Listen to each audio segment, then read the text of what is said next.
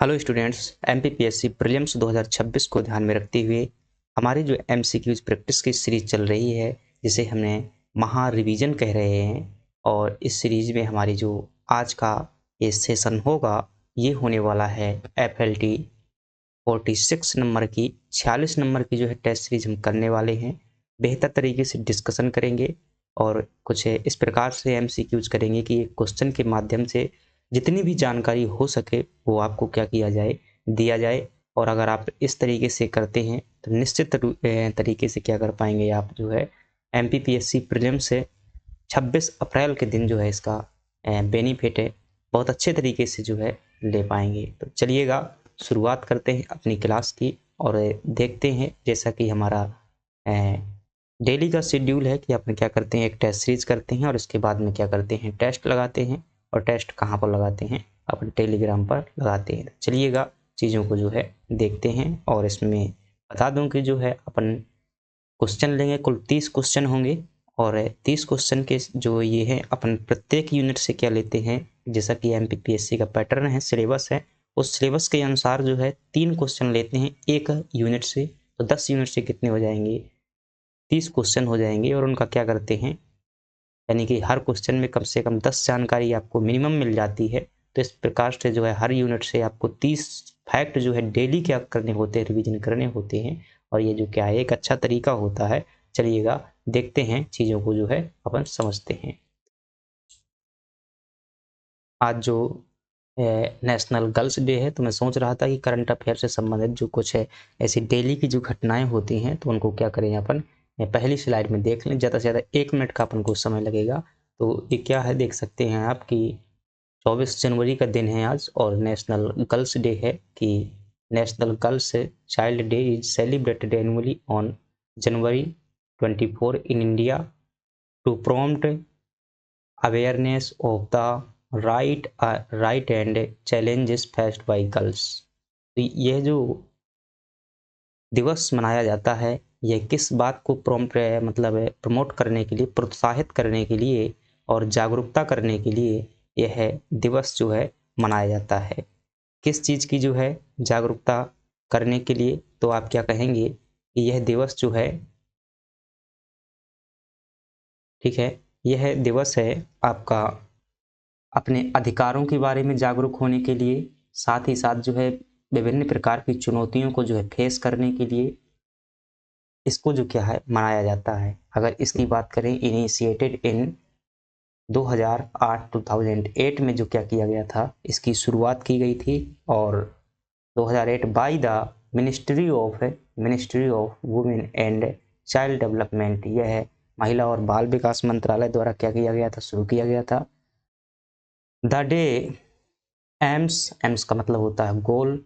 क्या इसका गोल है, to highlight issues such as gender discrimination, जैसे कि जो लैंगिक भेदभाव होता है, पुरुष और महिला के बीच में जो लैंगिक भेदभाव होता है, उसको क्या करना, हाईलाइट करना, लोगों को उसके बारे में जागरूक करना।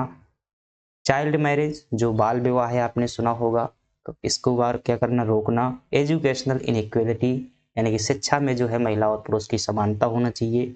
It's serve as a platform to raise awareness about the importance of girls education, health and nutrition, महिलाओं को, लड़कियों को जो है शिक्षा, स्वास्थ्य और पोषण के बारे में क्या करने के लिए, महत्व प्रदान करने के लिए, उन्हें उसके बारे में जागरूकता करने के लिए। Encourage societal change towards gender inequality empowerment, साथ ही साथ क्या करना, एम्पावरमेंट, सशक्तिकरण करना, महिलाओं का सशक्तिकरण करना। कहाँ पर, हर क्षेत्र में सशक्तिकरण करना, जैसे जो सामाजिक परिवर्तन हो रहे हैं और जो जेंडर इक्वलिटी यानी कि लैंगिक समानता की ओर क्या होना, अग्रसर होना। तो ये क्या है 24 जनवरी का।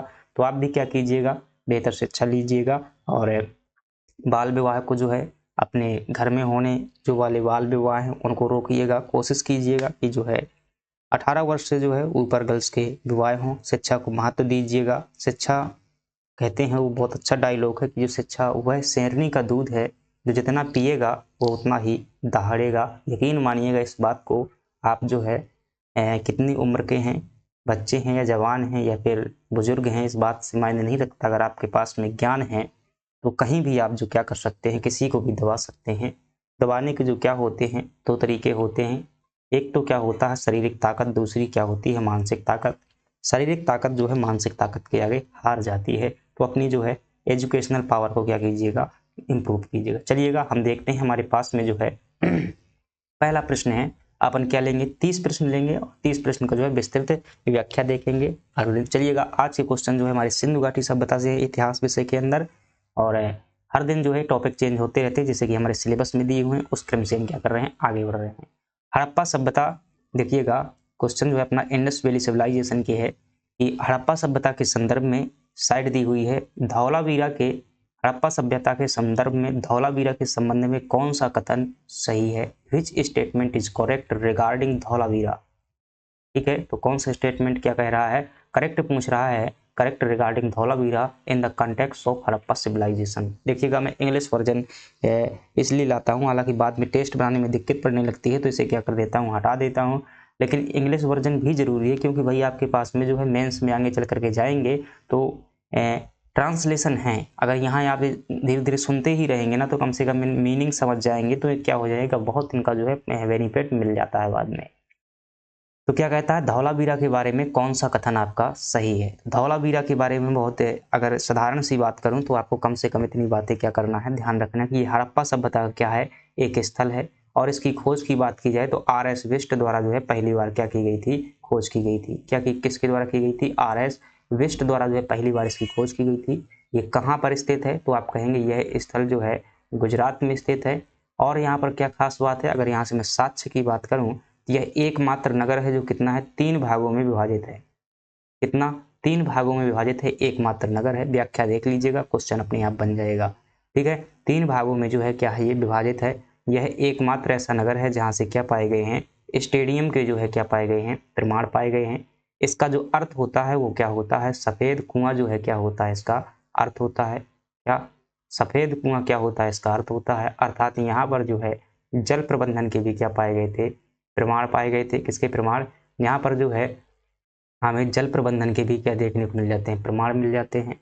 धौलावीरा में ही क्या है आपको शैलकृत स्थापत्य के प्रमाण भी देखने को मिल जाते हैं। कैसे, शैलकृत स्थापत्य के प्रमाण भी देखने को मिल जाते हैं। धौलावीरा एकमात्र साइट है जो सिंधु घाटी सभ्यता की क्या की गई है, यूनेस्को की विश्व धरोहर शहरों की सूची में शामिल की गई है। यूनेस्को में भी इसे 2019 या 21 में शामिल किया गया था।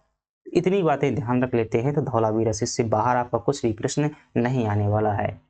क्या पूछ रहा है, कौन सा स्टेटमेंट क्या है आपका करेक्ट पूछ रहा है। भाई कह रहा है कि यहाँ से विशाल स्नानागार के साक्ष्य प्राप्त हुए हैं, तो कहेंगे भाई बिल्कुल गलत बोल रहे हो आप, क्योंकि विशाल स्नानागार के साक्ष्य कहाँ से प्राप्त होते हैं, हमें मोहनजोदड़ो से प्राप्त होते हैं। तो ये तो क्या हो गया, गलत हो गया। यह नगर जो है 3 भागों में, दुर्ग, मध्यम नगर और निचला नगर में क्या है, विभाजित है। तो आप कहेंगे यही बात जो क्या है सही है, क्योंकि हमने इसे पढ़ा हुआ है। एकमात्र नगर जो 3 भागों में विभाजित है वो कौन सा, धौलावीरा। अगले भी ऑप्शन देख लेते हैं।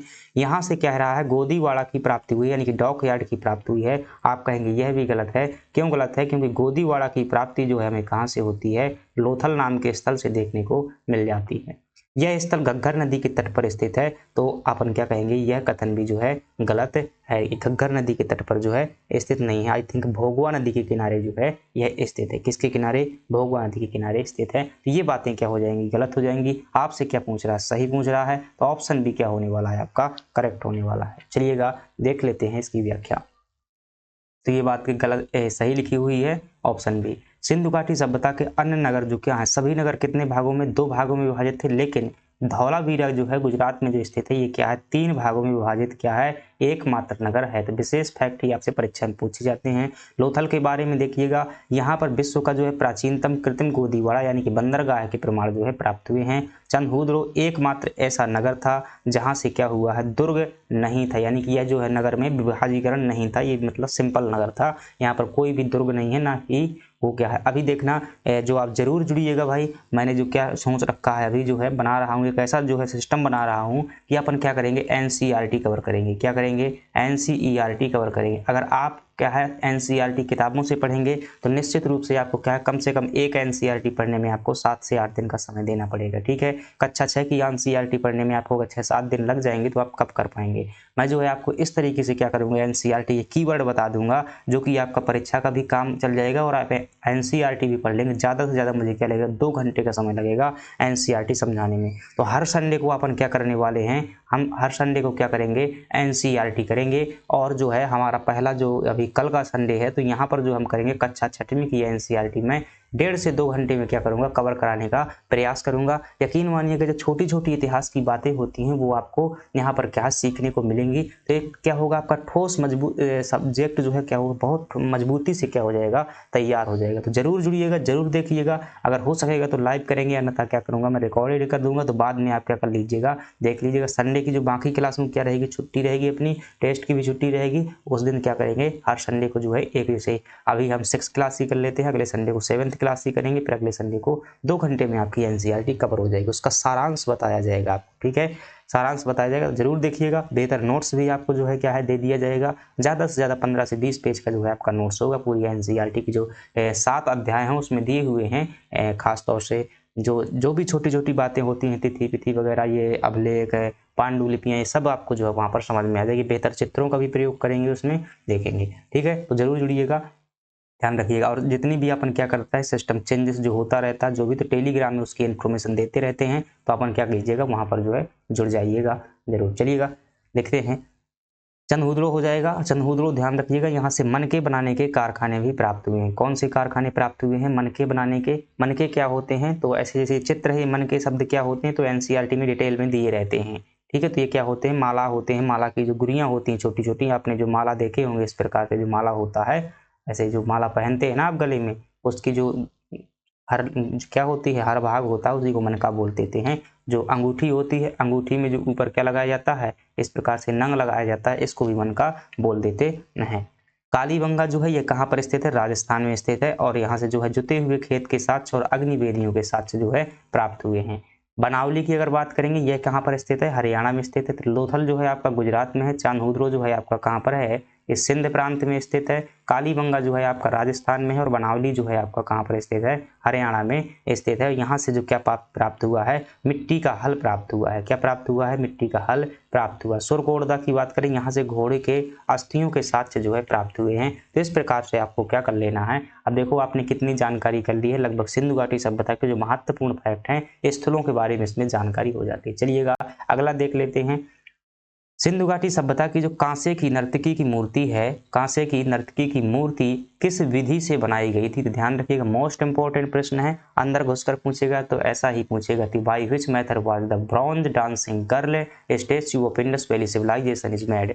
ठीक है, तो जो ये कांसे की नर्तकी की मूर्ति बनाई गई थी ये किस विधि द्वारा बनाई गई, तो कई प्रकार की विधियां होती थी। तो आप क्या कहेंगे, तो ये देखिएगा इसका क्या हो जाएगा, लॉस्ट वैक्स कास्टिंग हो जाएगा, लुप्त मोम विधि जो है हो जाएगा। टेराकोटा के द्वारा क्या किया जाता था, जो मिट्टी के बर्तन होते थे, जो मिट्टी के बर्तन होते थे और मिट्टी के जो खिलौना होते थे, मिट्टी से जो भी चीज़ें बनती थी पका करके जो बनाई जाती थी तो उन्हें ये क्या कहते थे, टेराकोटा पद्धति कहते थे। नक्काशी में क्या करते हैं फ्रेंड्स, नक्काशी विधि में क्या होता है, जैसे कोई पत्थर है, इस प्रकार से पत्थर है और इसमें जो है छेनी हथौड़ा के माध्यम से जो है क्या की जाती है, कलाकारी की जाती है, खोद खोद करके इसमें जो है सजावट की जाती है, इसे क्या कहते हैं, नक्काशी कहते हैं। सैंड कास्टिंग, इसमें जो भी जो है पत्थर को काट करके जो है कलाकृतियां बनाई जाती हैं। ठीक है, जैसे आपने एलोरा के कैलाश मंदिर देखे हुए हैं तो ये क्या है, सैंड कास्टिंग के उदाहरण हो जाएंगे। और लॉस्ट वैक्स में फिर क्या होती है, यानी कि लुप्त मोम विधि क्या होती है, इसे जो है समझिएगा। जैसे मैं क्या कर रहा हूँ, एक जो है मुझे क्या चाहिए है, किसी व्यक्ति की मूर्ति बनाना, किसी भगवान की मूर्ति बनाना है। ठीक है,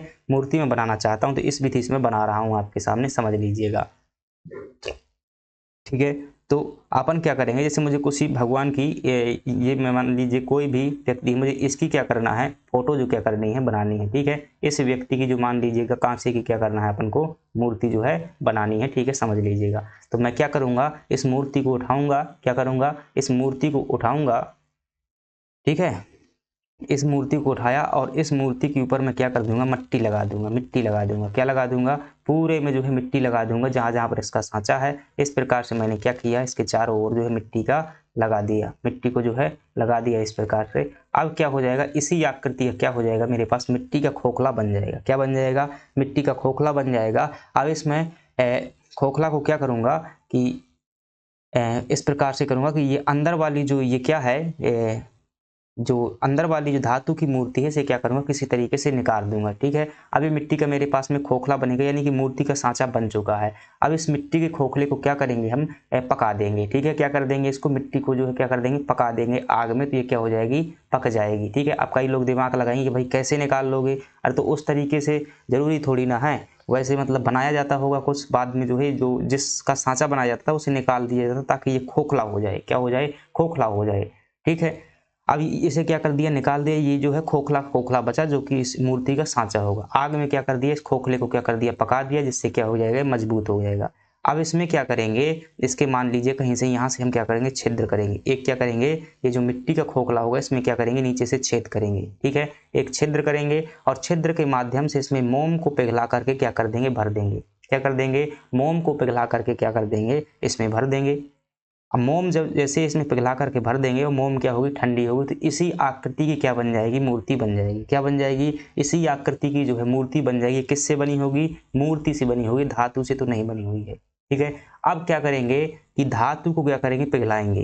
क्या करेंगे, धातु को पिघलाएंगे और इस मूर्ति के ऊपर क्या कर देंगे, इस मूर्ति को डुबो देंगे जो कि मोम की बनी हुई है। मोम क्या हो जाएगी, पिघल जाएगी और उसी सांचे की आकृति की धातु जो है बन जाएगी और मूर्ति हमारी बन करके तैयार हो जाएगी। तो ये क्या होती है, यही क्या है, आपकी लुप्त मोम विधि कहलाती है। जैसे बाद में मोम को क्या कर दिया जाता है, लुप्त कर दिया जाता है। यही तो क्या है भाई, भरेवा धातु शिल्प है। एमपीपीएससी में जो प्रश्न पूछा हुआ था जनजातियों का, ठीक है, तो बहुत ज़्यादा भूचाल मचा हुआ था, क्या थी, तो भाई सिंधु घाटी सभ्यता में ये मेथड हम पढ़ लेते हैं, लेकिन इतिहास जैसे गहराई से नहीं पढ़ते, तब वहाँ पर जो क्या होती है, दिक्कत होती है। चलिएगा अब देखते हैं, मूर्तियों को लेकर के प्रश्न आया हुआ है, तो कम से कम आपको इतनी मूर्तियां हमेशा दिमाग में क्या करनी है, अच्छे तरीके से बैठा लेनी। कौन कौन सी मूर्तियां, एक ध्यान रखना है, पुरोहित की मूर्ति, जो पुरोहित योगी था सिंधु घाटी सभ्यता में कौन प्राप्त हुआ है, एक पुरोहित योगी की मूर्ति प्राप्त हुई है, तो ये भी ध्यान रखिए कब की है, सिंधु घाटी सभ्यता की है। एक ध्यान रखना, पशुपतिनाथ की मूर्ति ध्यान रखना, ये मोहर में एक जो है प्राप्त हुई है, पशुपतिनाथ, जिन्हें क्या कहा गया है, आद्य शिव कहा गया है। ठीक है, एक मूर्ति ध्यान रखना सिंधु घाटी सभ्यता में मात्र देवी की प्रतिमा ध्यान रखना, जो कि हड़प्पा से जो है प्राप्त हुई है। ठीक है, इसके अलावा ध्यान रखना पुरोहित बाबा, इसे योगी संत भी कहा गया है क्योंकि भैया ये उस मुद्रा में जो है बैठा हुआ है। इसके अलावा ध्यान रखना पड़ता है आपको नर्तकी की मूर्ति का ध्यान रखना है, नर्तकी की मूर्ति। इसके अलावा सिंधु घाटी सभ्यता में जो है वृषभ की मूर्ति ध्यान रखना है, जो बैल है, नंदी माना गया है, शिव जी का वाहन माना गया है। इतनी मूर्तियां कम से कम आपको सिंधु घाटी सभ्यता में ध्यान रखना है। और ज़्यादातर मूर्तियां किससे बनाई जाती थी, कांसा से बनाई जाती थी सिंधु घाटी सभ्यता में, और कांसा यहाँ पर बड़ी मात्रा में प्रयोग किया जाता था। जो तांबा होता था, सिंधु घाटी सभ्यता के लोग तांबा और टिन का जो है प्रयोग करके कांसा बनाते थे इसे। और कई बार ये प्रश्न आता है कि मानव द्वारा प्रयोग की जाने वाली पहली धातु कौन सी है, तो तांबा है। ठीक है, तो इसीलिए इसे क्या कहा जाता था, कांस्य युगीन सभ्यता कहा जाता था सिंधु घाटी सभ्यता को। चलिएगा देखते हैं, लॉस्ट बैक्स कास्टिंग जो है आपकी सही हो जाएगी। मोहनजोदड़ो से प्राप्त जो है कांस्य नर्तकी की मूर्ति जो है द्रवीय मोम विधि भी इसी को कह दिया जाता है, या लॉस्ट बैक्स तकनीक या लुप्त मोम विधि भी जो है इसे कह देते हैं। सिंधुवासी तांबा और टिन को मिलाकर क्या बनाते थे, कांसा बनाने की विधि जो है जानते थे। सेल खड़ी क्या होता था, एक प्रकार का पत्थर होता था और इसका उपयोग मुख्य रूप से मोहरों के निर्माण में क्या है, किया जाता था। टेराकोटा का उपयोग खिलौने और पशुओं की मूर्तियां बनाने के लिए करते हैं। अच्छा, किस किस ने खेला हुआ, भाई किसी ने खेला हुआ है घोड़ा वाला खेल, बचपन में घोड़ा चकरिया ये खेल खेला हुआ है, अपन ने खेला हुआ है। ठीक है, बताएं क्या, तो जैसे क्या होता था, जब दिवाली का टाइम होता था तो जो गांव के वो लोग होते थे, मतलब दीपक देने वाले जो लोग होते थे, ठीक है, जो कुम्हार होते थे वो क्या है घर घर देने आते थे, उनका जो क्या होता है बिजनेस होता है। तो जैसे ये अपन के घर में आते थे तो हम लोग भी क्या करते थे, खड़े हो जाते थे वहाँ पर कि भाई हमें भी चाहिए। तो वो एक चकरिया दे दिया हमको, क्या दिया, एक चकरिया इस प्रकार से होती थी, उसमें ऐसे जो है लगा रहता था, ये पकड़ कर घुमाते थे और इसमें यहाँ पर क्या करते थे, डस्ट डालते थे, धूल डालते थे, अपन खेल में जो है बहुत मस्ती करते थे। जब तो बचपन की बातें हैं ये, थोड़ा थोड़ा याद करना चाहिए। और जो है घोड़ा भी जो है खेलने के लिए जो घोड़ा भी बनते थे। ठीक है, तो घोड़ा भी मिट्टी के होते थे, तो इनमें बहुत अच्छा जो है क्या है, खेल खेला जाता था। घोड़ा ऐसे ही होता है। ठीक है, अब देखिए मुझसे उतना अच्छा नहीं बना, मैं आपको याद करा रहा हूँ चीज़ें बचपन की। ये जो है घोड़ा हो गया। ठीक है, इसका एक पैर एक नहीं है। तो ऐसी चीज़ें जो है ये होती थी, लगभग सभी लोगों के जीवन में ये पल रहता है। और जो बचपन का समय होता है, it's a part of golden time in our life. किसी की भी लाइफ में जो होता है गोल्डन टाइम होता है, इसके बाद जो है जीवन में टाइम नहीं मिलता है, तो उसको जो है एंजॉय के साथ जीना चाहिए। हड़प्पा संस्कृति में जो है मोहरें अधिकांशतः वर्गाकार होती हैं। देखिए, अगर आपसे बात की जाए सिंधु घाटी सभ्यता में मोहरें बनती किससे थी? सेल खड़ी से बनती थी, और ये सेल खड़ी से बनती थी, स्टेटाइट से बनती थी, चरट से भी बनती थी। और जो मोहरें यहाँ की होती थी, अधिकांश मोहरें जो है वर्गाकार होती थी या आयताकार होती थी। त्रिभुजाकार मोहरें भी देखने को मिलती, लेकिन सबसे ज्यादा मोहरें जो है हमें वर्गाकार देखने को मिलती है। लोथल से जो है तांबे का कुत्ता, ध्यान रखिएगा, नया फैक्ट है, आपने नहीं पढ़ा होगा ये, तांबे का कुत्ता और दैमाबाद से जो है कांसे का रथ प्राप्त हुआ है, तो ये फैक्ट भी ध्यान रखिए। और दैमाबाद क्या है? सिंधु घाटी सभ्यता का जो है सबसे दक्षिणी स्थल है, जो कि आपका कहाँ पर स्थित है? महाराष्ट्र में स्थित है। चलिएगा अगली बात करते हैं। तब तांबे का कुत्ता लोथल से और कांसे का रथ जो है आपको दैमाबाद से प्राप्त होता है। अगला प्रश्न है, सिंधु घाटी सभ्यता का स्थल जो कि ये क्या है, उसका नाम है रोपड़, वर्तमान में जो है किस नदी के तट पर स्थित है? तो on the bank of which river is the site of Ropar of Indus valley civilisation currently situated.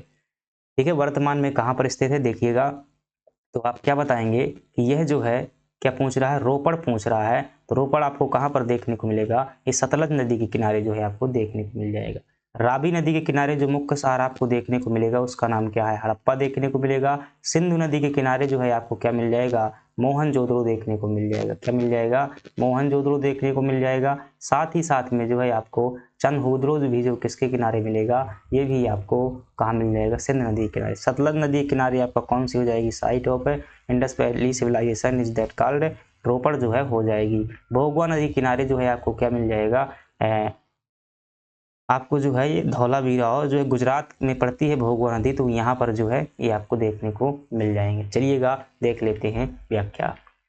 Sutlej जो है आपका सही हो जाएगा। रोपड़ जो है पंजाब में सतलज नदी के किनारे जो क्या है स्थित है। यहाँ मानव के साथ जो है कुत्ते को दफनाए जाने के साक्ष्य प्राप्त हुए। ये फैक्ट आपसे कई बार पूछ लेता है कि मानव के साथ, अब देखिए कि मानव के साथ कुत्ते वगैरह कैसे दफनाए जाते थे। एनसीईआरटी में बहुत अच्छे से डायग्राम के माध्यम से क्या किया है, इन्हें डिजाइन किया है अपन ने। तो जो है चीजें पढ़ेंगे वहां पर और अच्छे से क्लियर हुए, क्योंकि आरंभिक नगर और प्रमाण जो है वहां पर दिया हुआ है एनसीईआरटी में टॉपिक।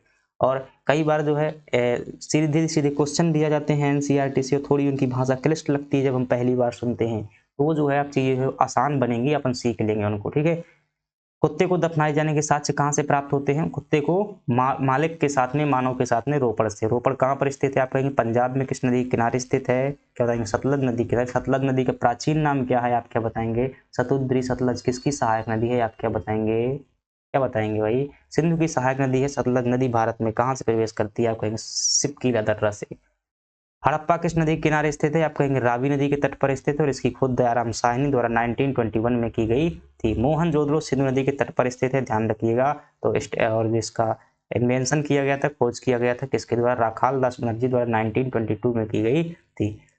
लोथल बात करेंगे तो ये किसके किनारे स्थित है? गुजरात में पड़ती है ये लोथल, और भोगवा नदी के तट पर स्थित है। SR राव द्वारा जो है इसकी क्या की गई थी? खोज की गई थी। Alamgirpur is the site of Indian civilisation, सबसे जो है पूर्वी साइट है। ठीक है, तो आलमगीरपुर जो कहाँ पर स्थित है? हिंडन नदी के तट पर जो है कहाँ पर स्थित है? ये उत्तर प्रदेश में स्थित है। सबसे क्या है? ये पूर्वी स्थल है। मेंस में प्रश्न आ चुका है कि सिंधु घाटी सभ्यता के उत्तर प्रदेश में स्थित दो स्थलों के नाम बताइएगा, तो ये क्या हो जाएगा आपका? आलमगीरपुर हो जाएगा। मांडा ये क्या है? सिंधु घाटी सभ्यता का सबसे उत्तरी स्थल है, और यह जो है किसके किनारे सिचुएटेड है? तो आप क्या कहेंगे? चिनाब नदी के किनारे जो है स्थित है। ये क्या है? सबसे उत्तरी स्थल है। कहाँ पर पड़ता है? जम्मू कश्मीर में देखने को मिल जाएगा। चलिएगा आगे बढ़ जाते हैं। जिजाक भुक्ति के चंदेल वंश का वास्तविक संस्थापक किसे माना जाता है? किसे माना जाता है वास्तविक संस्थापक? Who is the considered the real founder of Chandel dynasty of Jejak भुक्ति?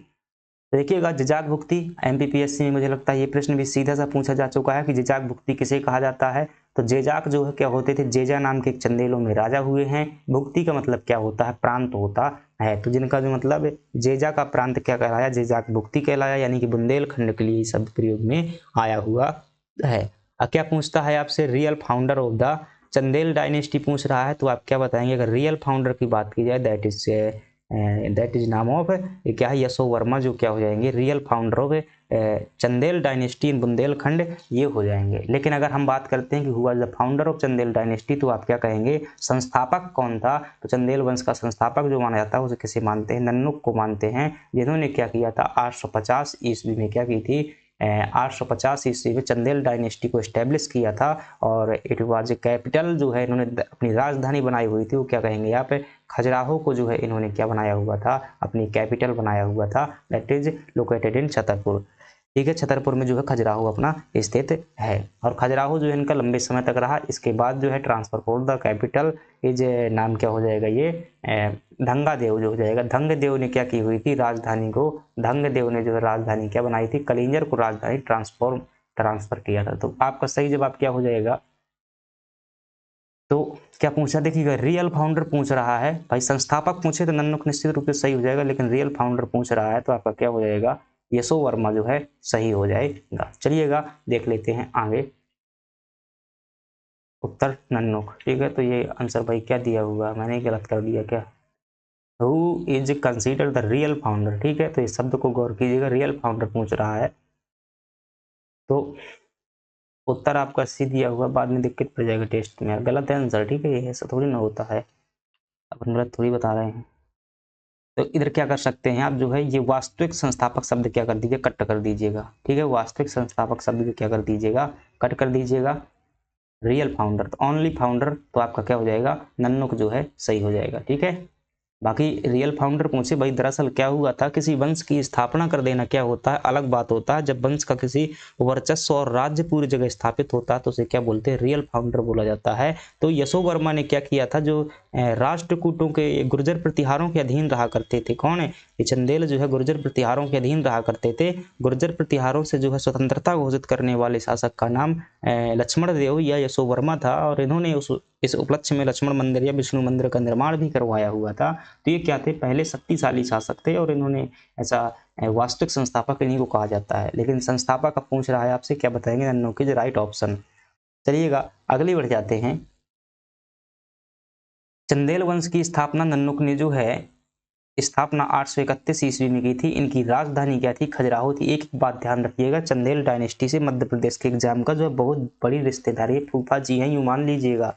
ठीक है, चाहे वो MPPSC हो या फिर चाहे MPES भी, दोनों बहुत सम्मान देते हैं चंदेल डायनेस्टी और खजुराहो का। हर बार लगभग कोई ना कोई क्वेश्चन उठाते रहते हैं, यकीन मानिएगा भाई, कोई भी पेपर देख लीजिएगा, ये तो प्रश्न आएगा, क्या आएगा, मंदिरों को लेकर के प्रश्न आएगा, मंदिरों को लेकर के आएगा। अब मंदिरों में क्या आता है, पूछा जाता है, बहुत सिंपल सा प्रश्न है, कहाँ पर स्थित है, ये प्रश्न पूछ लेता है। निर्माण किसने करवाया है, ये प्रश्न पूछ लेता है।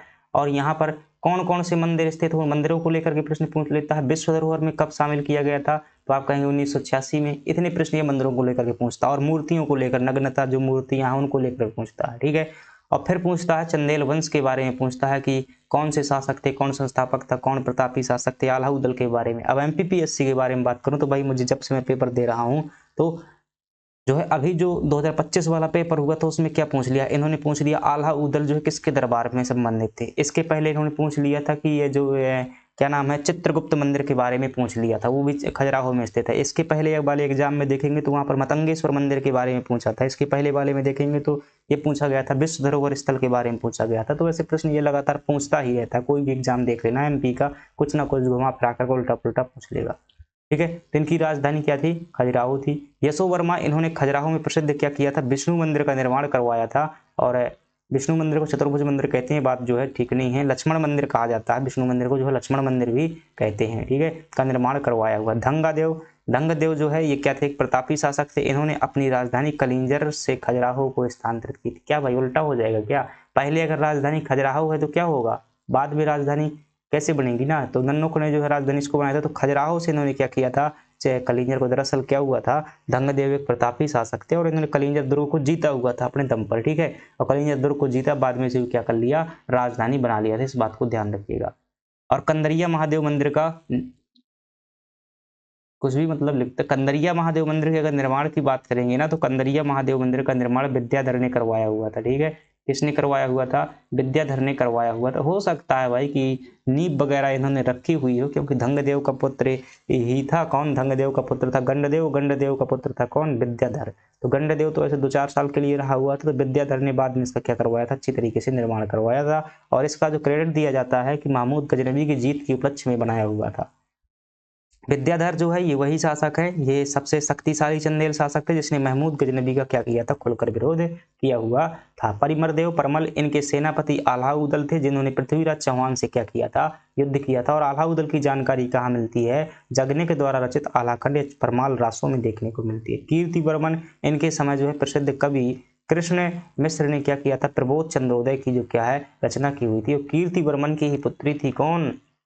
रानी दुर्गावती जो है कीर्तिवर्मन की ही पुत्री थी, अर्थात चंदेल राजकुमारी थी, जिनका विवाह दलपत साय गोंड शासक के साथ में हुआ था। चलिएगा आगे बढ़ जाते हैं और अगला प्रश्न है, यहाँ आपसे पूछा जा रहा है खजुराहो के मंदिरों को जो है किस वर्ष यूनेस्को की विश्व धरोहर सूची में शामिल किया गया था? In which year were the temple of Khajuraho include in the UNESCO world heritage list. तो आप क्या कहेंगे?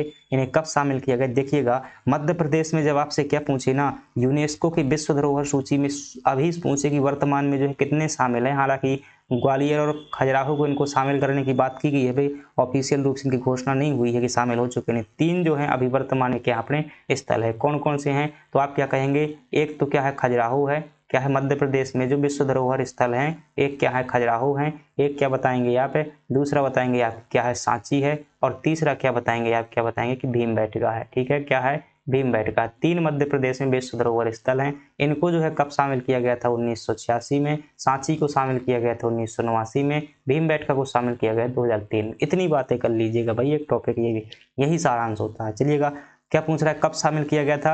1986 में जो है शामिल किया गया था। मध्य प्रदेश की फर्स्ट साइट है जिसे क्या किया गया था? यूनेस्को की वर्ल्ड हेरिटेज में शामिल किया गया था। और यूनेस्को का जो हेडक्वार्टर कहाँ पर स्थित है? तो आप क्या बताएंगे? पेरिस में जो है यूनेस्को का मुख्यालय स्थित है। चलिएगा देखिएगा खजुराहो के मंदिर अपनी नागर शैली, किस शैली में बने हुए हैं? नागर शैली में बने हुए हैं। और नागर की एक उप शैली है जिसे क्या कहते हैं? पंचायतन शैली में जो है इनका क्या किया गया है? निर्माण किया गया है पंचायतन शैली में। और कामुक शिल्प कला के लिए जाना जाता है। यहाँ पर जो है मूर्तियों के में देखेंगे तो जो सेक्सुअल एक्टिविटीज को क्या किया गया है? दिखाया गया है, के लिए विश्व भर में क्या है? प्रसिद्ध है। सांची की स्तूप को जो है कब किया गया था? 1989 में यूनेस्को में शामिल किया गया था। भीमबेटका को जो है 2003 में शामिल किया गया था। ग्वालियर और ओरछा 2020 में यूनेस्को के अर्बन लैंडस्केप यानी कि सिटी की शहर में शहरों वाली सूची में क्या है?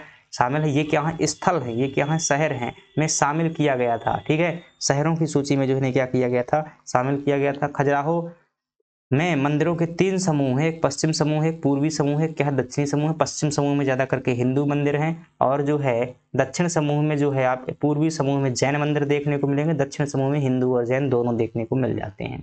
कंदरिया महादेव मंदिर पश्चिमी समूह का सबसे बड़ा मंदिर है। ये प्रश्न भी पूछा जा चुका है एमपीपीएससी में कि सबसे बड़ा मंदिर कौन सा है खजुराहो का? तो आप क्या बताएंगे? कंदरिया महादेव मंदिर है। ठीक है, जो खजुराहो के मंदिर में जो प्रश्न अभी तक एमपीपीएससी पूछ चुकी है ना मंदिरों को लेकर के, देखिएगा एक मतंगेश्वर मंदिर को लेकर के पूछा हुआ है। मतंगेश्वर मंदिर को कि अभी वो कौन सा मंदिर है जहां पर आज भी पूजा होती है। ठीक है, इसके अलावा जगदम्बा मंदिर को लेकर के जो है प्रश्न पूछा जा चुका है। इसके अलावा जो है चित्रगुप्त मंदिर को लेकर के प्रश्न पूछ चुकी है। चित्रगुप्त किसको समर्पित है? सूर्य देवता को। इसके अलावा कंदरिया महादेव मंदिर को लेकर के जो है प्रश्न पूछ चुकी है कि मतलब ऐसा प्रश्न आया हुआ था कि उत्तर भारत का वह मंदिर कौन सा जिसका सबसे ऊंचा क्या है? ये है चबूतरा है, जो सबसे ऊंचा चबूतरा है वो कंदरिया महादेव मंदिर है। ठीक है, तो ऐसा प्रश्न आ चुके हैं 4। बाकी जो है बहुत प्रकार के पूछे जाते हैं, देखते रहिएगा। चंदेल शासक धंगदेव ने जो है किस नदी के संगम पर जल समाधि ली थी? At the confluence of which river did the Chandel ruler Dhangadev takes jal samadhi? ठीक है, तो कब ये ली हुई थी? तो आप क्या कहेंगे?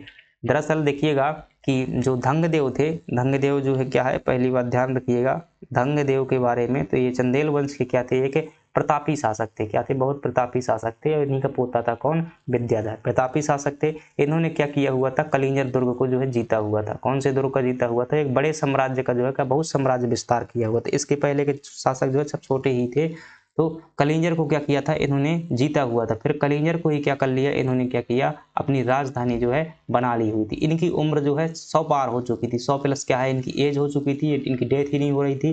तो इन्होंने जो है गंगा और यमुना के संगम पर, कहाँ के, गंगा और यमुना के संगम पर क्या ले ली थी, जल समाधि ले ली हुई थी। तो आपका क्या हो जाएगा, गंगा एंड यमुना रिवर क्या हो जाएगा आपका सही हो जाएगा। चलिएगा देखिएगा अगला प्रश्न है, गंगा यमुना जो है आपका सही हो जाएगा। धम्मदेव एक प्रतापी शासक थे जिसने जो है 100 वर्ष से अधिक आयु जो है जीवित रहने के बाद प्रयागराज में गंगा यमुना के संगम पर जो है देह त्याग किया हुआ था। धम्मदेव ने ही खजुराहो के विश्वनाथ मंदिर और पार्श्वनाथ मंदिर जो है बनवाए हुए थे।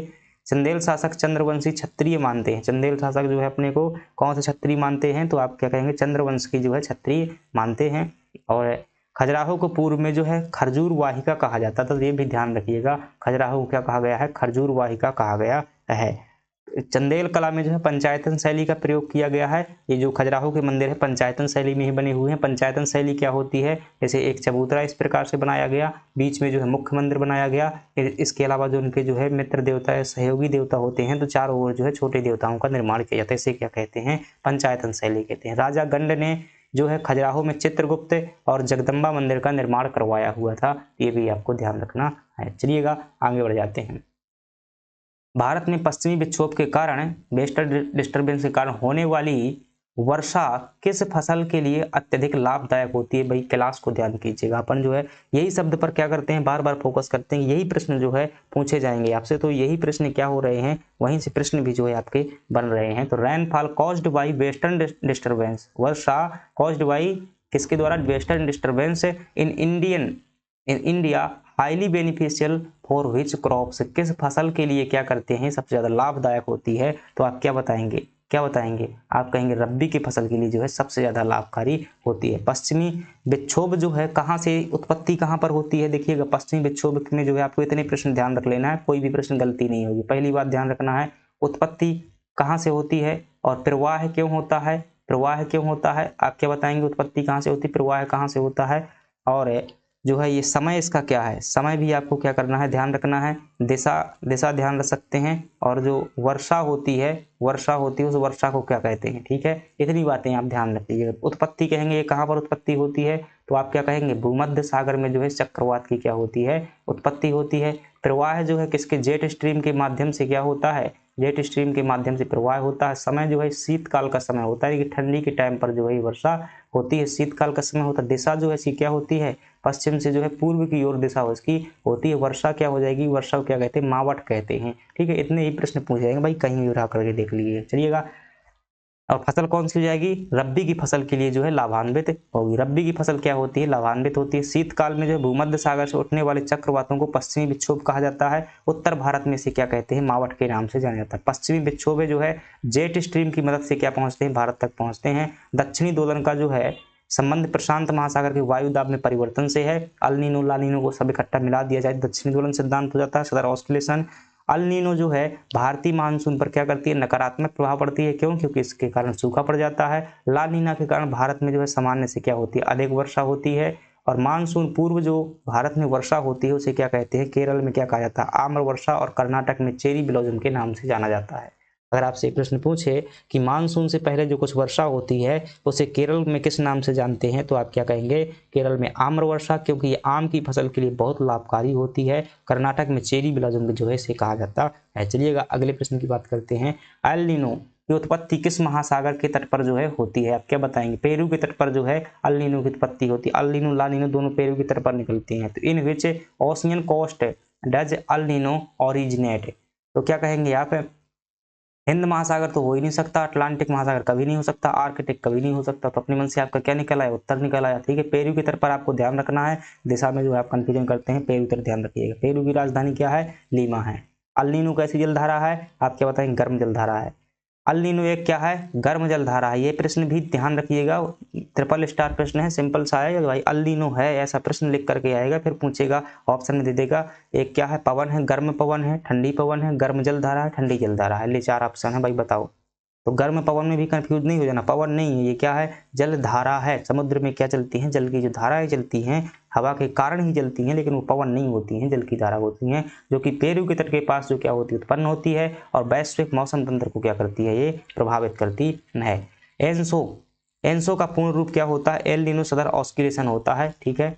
एनसो का पूरा नाम क्या होता है? अल नीनो सदर ऑसिलेशन होता है, यानी कि जो दक्षिणी दोलन है पूरा का पूरा यही है। भारतीय मानसून जो है ITCZ के उत्तर की ओर खिसकने से क्या होता है? सक्रिय होता है। अब ये ITCZ शब्द आपके लिए नया होगा, इसका मतलब क्या होता है?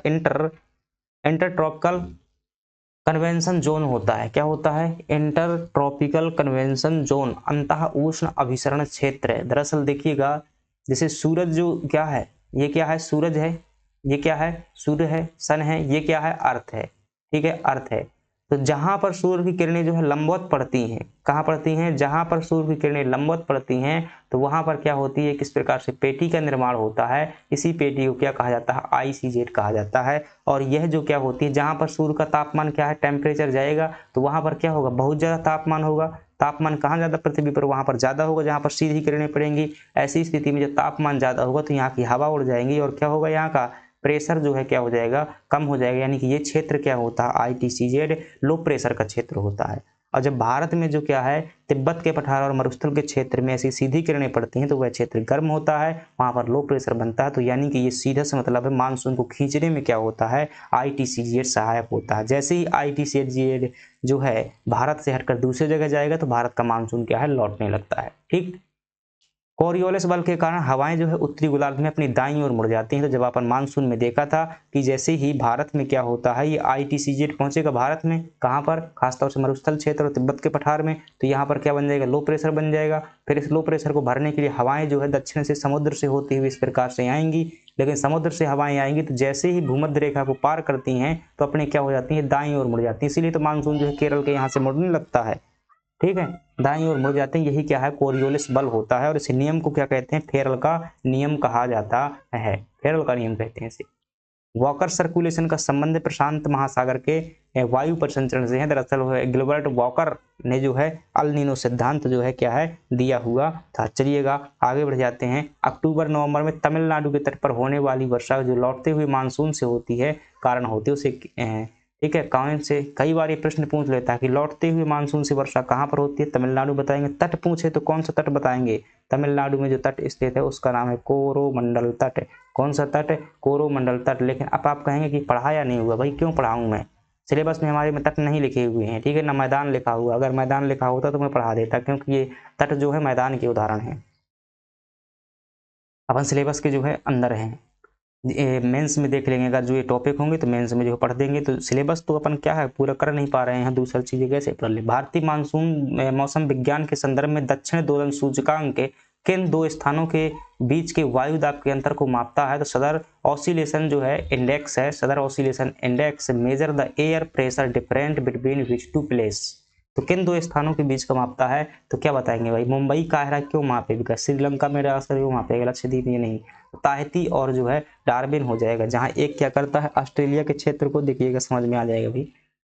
तो ताहिती जो है मध्य प्रशांत महासागर का प्रतिनिधित्व करता है और डार्बिन जो है क्या है? ऑस्ट्रेलिया क्षेत्र का प्रतिनिधित्व करता है कि बीच की वायु दाब का जो है दक्षिण दोलन की तीव्रता बताता है। तो यही तो क्या हो रहा था? वहां पर प्रेशर में अंतर हो रहा था। और यदि सदर ऑसिलेशन क्या है? इंडेक्स धनात्मक है तो मानसून क्या होगा? अच्छा होगा, यानी कि ला नीना का ये संकेत है। तिब्बत के पठार का गर्म होना भारतीय मानसून को क्या बनाता है? मजबूत बनाता है, क्योंकि मानसून को खींचता है।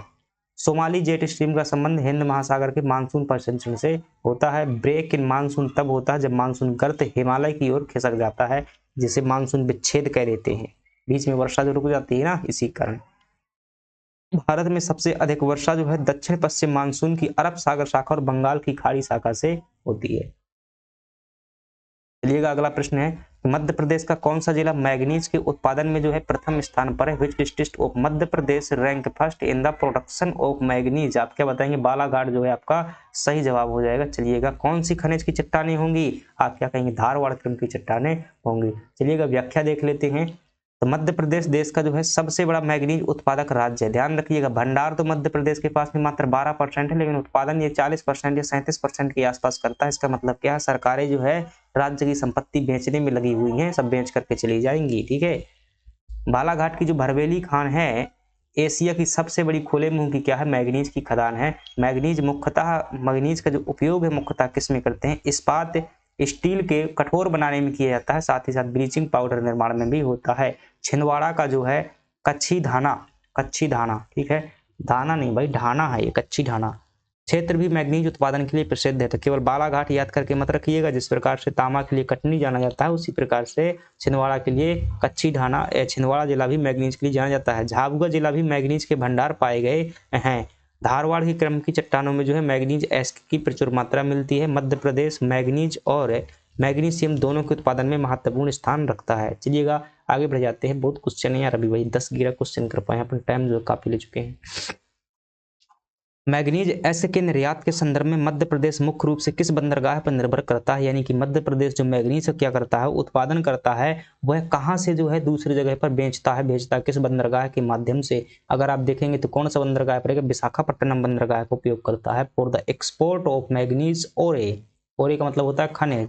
For the export of manganese ore Madhya Pradesh mainly depend on which port है, किस बंदरगाह पर निर्भर है। कांडला बंदरगाह है आपको कहाँ देखने को मिले, गुजरात में। विशाखापट्टनम जो है आपको आंध्र प्रदेश में। मुंबई आपको महाराष्ट्र में। पारादीप जो है आपको उड़ीसा में देखने को मिल जाएगा। तो हमें सबसे ज्यादा सुविधा जहाँ पर मिलती है वो कौन सा बंदरगाह है, आप कहेंगे विशाखापट्टनम बंदरगाह है।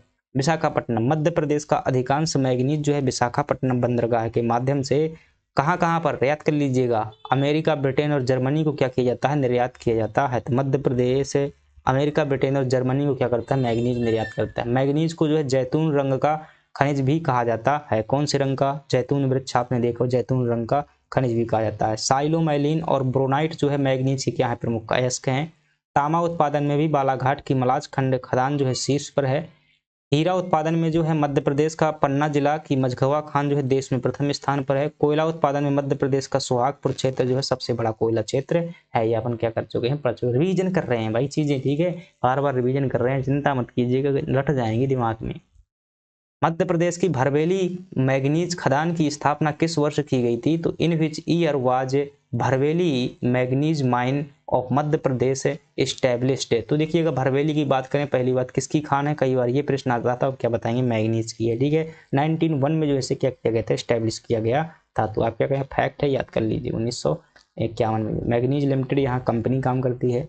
भरवेली खदान का संचालन किसके द्वारा किया जाता है, तो आप ध्यान रखेंगे मैग्नीज ओरे इंडिया लिमिटेड, यानी कि एक कंपनी का नाम है, MOIL द्वारा किया जाता है। इसका संचालन किया तो खुदाई की जाती है। मैग्नीज ओरे इंडिया लिमिटेड का जो हेडक्वार्टर है ये कहाँ पर स्थित है, नागपुर में स्थित है, जो कि बालाघाट में क्या करती है, खुदाई करती है। मध्य प्रदेश में जो है भारत के कुल मैग्नीज भंडार कितना पाया जाता है, मात्र 12% पाया जाता है। यानी कि देश में जितना भंडार है मैग्नीज का खनिज है उसका 12% कहाँ पर मिलता है, मध्य प्रदेश में देखने को मिलता है। देश के कुल उत्पादन में मध्य प्रदेश का योगदान 30%, समझ रहे हो ना। देश का जितना भी मैग्नीज उत्पादन होता है 30% क्या करता है, अकेले मध्य प्रदेश उत्पादन कर रहा है, इसीलिए तो उत्पादन में क्या है, प्रथम स्थान पर आ जाता है। और भंडार कितना है, 12% है। क्या मतलब होगा, बहुत जल्दी खत्म हो जाएगा ये भंडार मध्य प्रदेश का। क्यों खत्म हो जाएगा, क्योंकि भाई भंडार कम है और उत्पादन ज्यादा कर रहे हैं, खत्म हो जाएगा। क्यों ऐसा किया जा रहा है, कुछ नहीं भाई, पैसा कमाने के लिए गवर्नमेंट ये कर रही है कि जैसी जिसकी सरकार है, चलो खोदो अच्छे से, खोदो क्या है, कौन सा हमें जीवन भर रहना है, ठीक है। तो इधर तो क्या करते हैं भाई, किताबों में आपको मिलती है सतत विकास की अवधारणा पढ़ाने को जो है कॉन्सेप्ट दिया जाता है कि भाई धीरे धीरे विकास करो, ऐसा विकास करो जो हमारी अभी भी पीढ़ियां खा सकें और आगे आने वाली पीढ़ियां भी खा सकें। और यहाँ आप देख पा रहे हैं तो दिमाग है अगर थोड़ा सा, तो क्या है, समझिए कैसे क्या कांड किया जा रहा है। कोयला ऐसे जो है खूब बेचा जा रहा है, इस प्रकार से तांबा बेचा जा रहा है, ठीक है। इधर जो है वोट बैंक के लिए लाडली बहना चल रही है, हालांकि लाडली बहना के ध्यान रखिएगा, हम विरोधी नहीं है, अच्छा हो रहा है कहीं ना कहीं जो है क्या है, अच्छा हो रहा है। इससे क्या है, कमा तो रहे थे, निश्चित रूप से गवर्नमेंट पर भार बढ़ रहा था, लेकिन समाज के जो है गरीब वर्गों तक क्या पहुंच रहा है, पैसा पहुंच रहा है। भले ही जो है अमीरों को लेकर के गरीबों को दिया जा रहा है, वैसे अगर किसी से मांगा जाए तो देंगे नहीं, तो वो गवर्नमेंट क्या कर रही है, ऐसा भी ठीक है, ऐसा कोई दिक्कत नहीं है। मैग्नीज का उपयोग जो है किसमें किया जाता है, शुष्क सेल जानते हैं ना, पढ़ा होगा वो। शुष्क सेल बनाने में क्या करते हैं, मैग्नीज का उपयोग करते हैं, और साथ साथ जो है या फिर कांच इंडस्ट्रीज में भी किया जाता है। ड्राई बैटरी बनाने में जो है इसका उपयोग होता है। रॉक फॉस्फेट के उत्पादन में जो है झाबुआ जिला पूरे देश में क्या है, अग्रणी। क्या बात करते हैं भाई, देश में नहीं, रॉक फॉस्फेट में राजस्थान जो क्या है, अग्रणी है। तो मध्य प्रदेश में जो अग्रणी जिला कौन सा, झाबुआ हो जाएगा। चलिएगा आगे बात कर लेते हैं। और अगला प्रश्न है, किस संविधान संशोधन अधिनियम द्वारा भारतीय संविधान की प्रस्तावना में समाजवादी, पंथ निरपेक्ष और अखंडता शब्द जोड़े गए थे। तो by which amendment act the word socialist socialist, secular and integrity were added to the preamble. तो देखिएगा प्रस्तावना की जैसे ही बात करें संविधान संशोधन के संदर्भ में, तो प्रस्तावना में जो है पहली बात इसे ये ही नहीं माना जा रहा था कि 1960 में एक सुप्रीम कोर्ट जो है में केस आता है जिसका नाम है बेरुवारी केस। और कौन सा केस है? बेरुवारी केस। बेरुवारी केस में सुप्रीम कोर्ट क्या कहता है कि संविधान में जो प्रस्तावना जो है संविधान का भाग ही नहीं है, तो इसमें संशोधन नहीं किया जा सकता है। ठीक है। फिर इसके बाद जो है 1973 में एक केस आता है जिसका नाम है केशवानंद भारती केस। क्या नाम है? Kesavananda versus Union of India का जो केस आता है 1973 का केस है ये। इसमें सुप्रीम कोर्ट कहता है जी हाँ ये संविधान का भाग है, इसलिए प्रस्तावना में संशोधन किया जा सकता है। तो इसके बाद जो है 1976 में क्या होता है? 1976 में 42 कॉन्स्टिट्यूशनल अमेंडमेंट होता है, यानी कि 42वां संविधान संशोधन 1976 में किया जाता है। और इस संविधान संशोधन के द्वारा प्रस्तावना में 3 वर्ड जो क्या है ट्रांसफर किए जाते हैं। कौन कौन से हैं? एक आपका सोशलिस्ट, सेक्युलर एंड इंटीग्रिटी, 3 शब्द, यानी कि एक पहला हो जाएगा सोशलिस्ट, समाजवादी, समाजवादी शब्द हो जाएगा। दूसरा शब्द हो जाएगा आपका सेक्युलर, यानी कि पंथ निरपेक्ष शब्द हो जाएगा। कौन शब्द हो जाएगा? पंथ निरपेक्ष शब्द हो जाएगा। और इंटीग्रिटी शब्द हो जाएगा आपके, यानी कि क्या बोलेंगे? अखंडता शब्द। ये 3 शब्द जो है आपके कब जोड़े गए थे? तो कहेंगे 1976 में 42 कॉन्स्टिट्यूशन अमेंडमेंट एकमात्र संविधान संशोधन है जो प्रस्तावना से संबंधित है, इसके अलावा कोई और संविधान संशोधन नहीं है। तो ठीक है, तो आपका देख लीजिएगा उत्तर कौन सा सही हो जाएगा आपका 42वां संविधान। 44वें संविधान संशोधन द्वारा संपत्ति का मौलिक अधिकार हमेशा याद रखिएगा कब खत्म कर दिया गया था, ये कहाँ भेज दिया गया था। अब ये अनुच्छेद 300 का में जो है कानूनी अधिकार बना होगा। 42वां संविधान संशोधन 1976 में किया गया था। इसे मिनी संविधान संशोधन के नाम से भी जाना जाता है, मिनी कॉन्स्टिट्यूशन के नाम से जानते हैं। और संविधान समीक्षा आयोग सरदार स्वर्ण सिंह समिति की अनुशंसा पर किया गया था। 24वां संविधान संशोधन क्या कहेंगे आप? प्रिवी प्रोसेस में जो है खत्म कर दी गई थी। और इसी में जो है ये प्रावधान जोड़ा गया था कि जो है राष्ट्रपति संविधान संशोधन विधेयक को अनिवार्य रूप से क्या देगा? सहमति देगा। 73वां संविधान संशोधन ध्यान रखिएगा पंचायतों को इसके माध्यम से जो है जोड़ा गया था। चलिएगा देख लेते हैं। 42वां संविधान संशोधन आपका सही हो जाएगा। 42वें संविधान संशोधन 1976 में जो है लघु संविधान संशोधन या मिनी कॉन्स्टिट्यूशन भी इसे कहा जाता है। 44वें संविधान संशोधन द्वारा 1978 में क्या किया गया? संपत्ति के अधिकार को हटा करके कानूनी अधिकार बना दिया गया था। 61वां संविधान संशोधन ध्यान रखिएगा, इसमें जो वोट डालने की आयु है 1989 में 21 वर्ष से घटाकर 18 वर्ष कर दी गई थी। 86वें संविधान संशोधन 2025 में जो है पूछा जा चुका है प्रश्न 25 में 24 में, इसमें जो है आर्टिकल 21A के तहत जो है मौलिक अधिकार जोड़ा गया था। और इस अधिकार के तहत जो है शिक्षा को जो क्या बनाया गया है? मौलिक अधिकार बनाया गया है। 52वां संविधान संशोधन मोस्ट इंपोर्टेंट 1985 में किया गया था। दल बदल विरोधी कानून को जो है 10वीं अनुसूची जोड़ी गई थी, यानी कि दल बदल मतलब जानते हो ना, आया राम गया राम विधायक जी। ठीक है, कांग्रेस की सरकार गिरानी है तो क्या बना दो भाई? बीजेपी में ट्रांसफर ले लो, 10 करोड़ रुपया ले लो। ठीक है, फिर बीजेपी की सरकार गिरानी है तो एक विधायक जो है, अब जैसे मानिएगा जैसे मतलब चुनाव हुआ, चुनाव में मान लीजिए 230 सीटें हैं मध्य प्रदेश में। 230 में से यूँ मान लीजिएगा 100 सीटें किसके पास में हैं? बीजेपी के पास में है। और 105 सीटें किसके पास में है? कांग्रेस के पास में है। और बाकी सीटें मतलब अदर के पास में है। अब बताइएगा अगर क्या हो जाएंगी? 106 सीटें हो जाएं बीजेपी के पास में, कांग्रेस के पास में कितनी हो जाएं? 106 सीटें हो जाएं तो क्या हो जाएगी? इधर पार्टी की सरकार बन जाएगी, इधर बन जाएगी। तो ये लोग क्या करते थे? कोशिश करते थे कि 6 विधायक जो है कहीं से खरीद लिए जाएं इनके, तो इनकी मुंह मांगी कीमत मिलती थी। कितनी मिलती थी? मुंह मांगी कीमत मिलती थी। और ये सरकार फिर इनकी बन जाती थी। जब इनकी बन जाती थी फिर ये कोशिश करते थे कि 2 विधायक हमारे घर गए तो हमारा बहुमत कम हो गया, तो फिर 2 विधायक खरीदते थे। तो ऐसे ही क्या होता था? सिस्टम बना रहता था। तो फिर गवर्नमेंट ने क्या किया कि दल बदल विरोधी कानून एक लाया कि दल बदल ऐसे नहीं कर सकते हो। इसके लिए 10th शेड्यूल क्या की गई? 8 की गई। कब?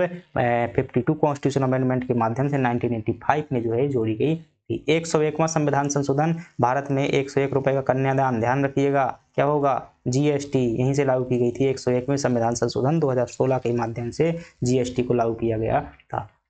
चलिएगा अगला प्रश्न है 104वें संविधान संशोधन अधिनियम 2020 का संबंध किससे है? तो दरअसल जो है ये आरक्षण से संबंधित है। ठीक है, किससे संबंधित है? आरक्षण से संबंधित है। तो व्हाट इज द 104 जो है यानी कि 104th constitutional amendment act 2020 is related, किससे रिलेटेड है? तो आप क्या बताएंगे?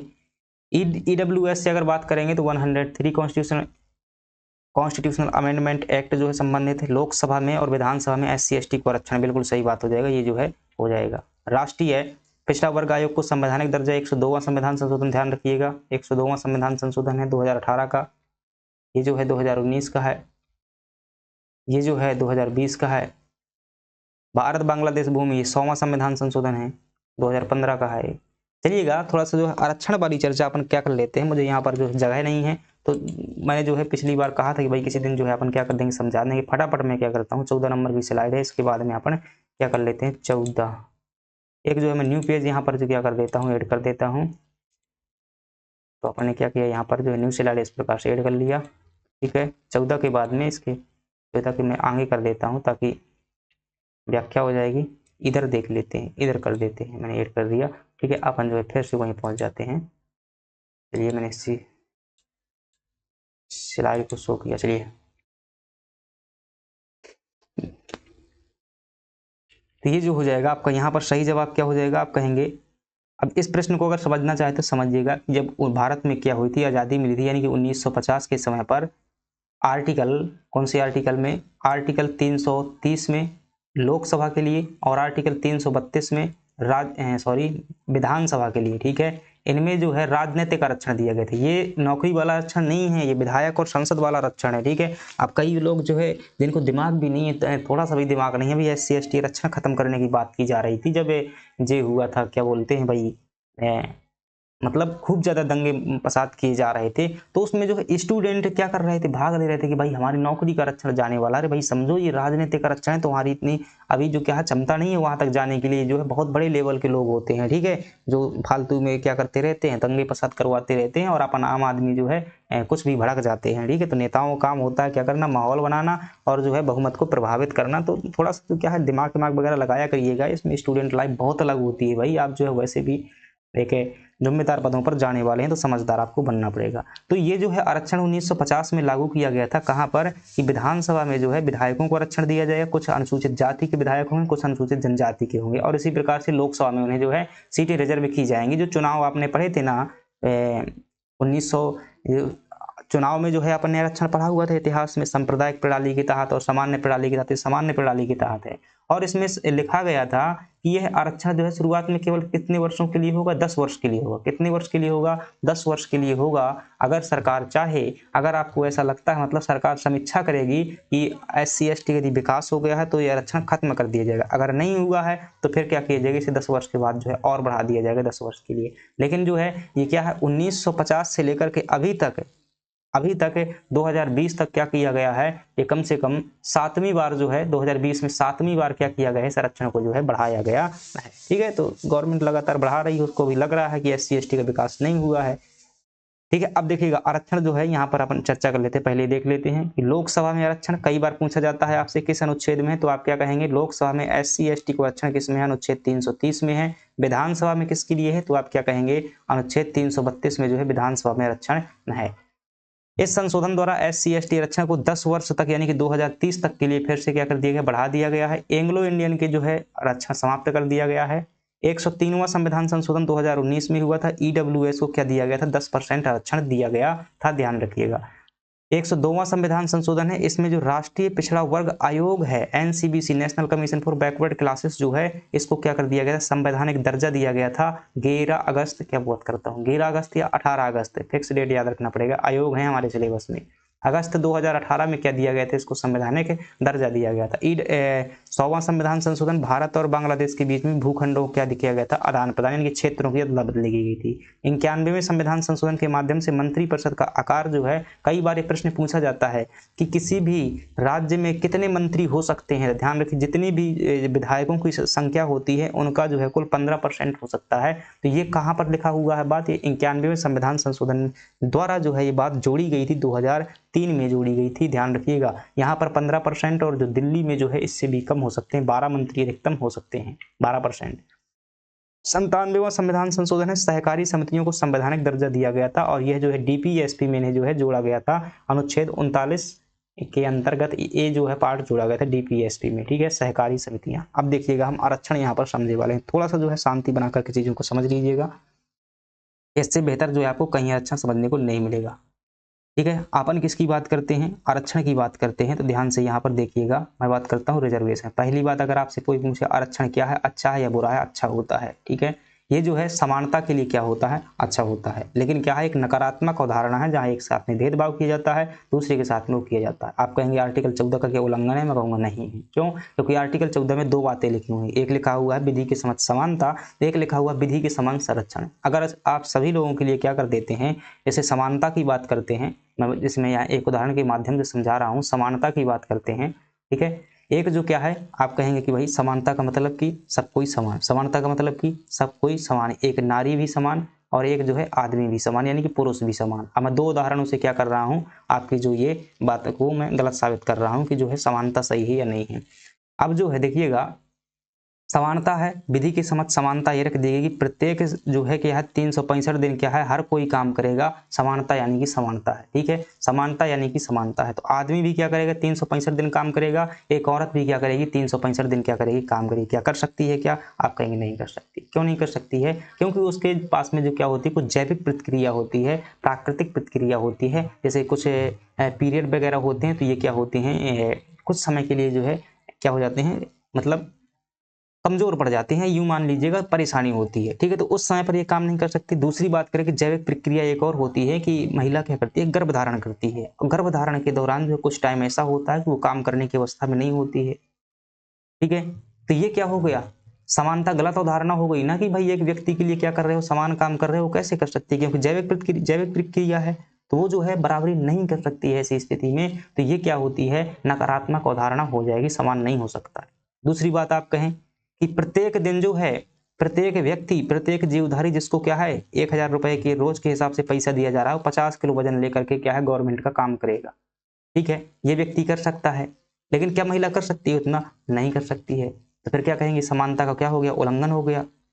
तो उल्लंघन किया जा सकता है। इसके विपरीत जो है एक अवधारणा होती है जिसे बोलते हैं विधि के समान संरक्षण। क्या? विधि के समान संरक्षण, विधि के समान संरक्षण। मैं एक और उदाहरण दे रहा हूं, आप कहेंगे गवर्नमेंट में उसी को लिया जाएगा जो क्या करेगा 1000 किलोमीटर की दौड़ जो है, 1000 किलोमीटर कह रहा हूं, मतलब मीटर की दौड़ जो क्या करे वो मतलब 3 मिनट में जो क्या कर ले, पूरी कर ले। तो ठीक है, सामान्य व्यक्ति तो क्या है कर सकता है, सामान्य व्यक्ति तो क्या है ये पूरी कर सकता है। लेकिन जो व्यक्ति क्या है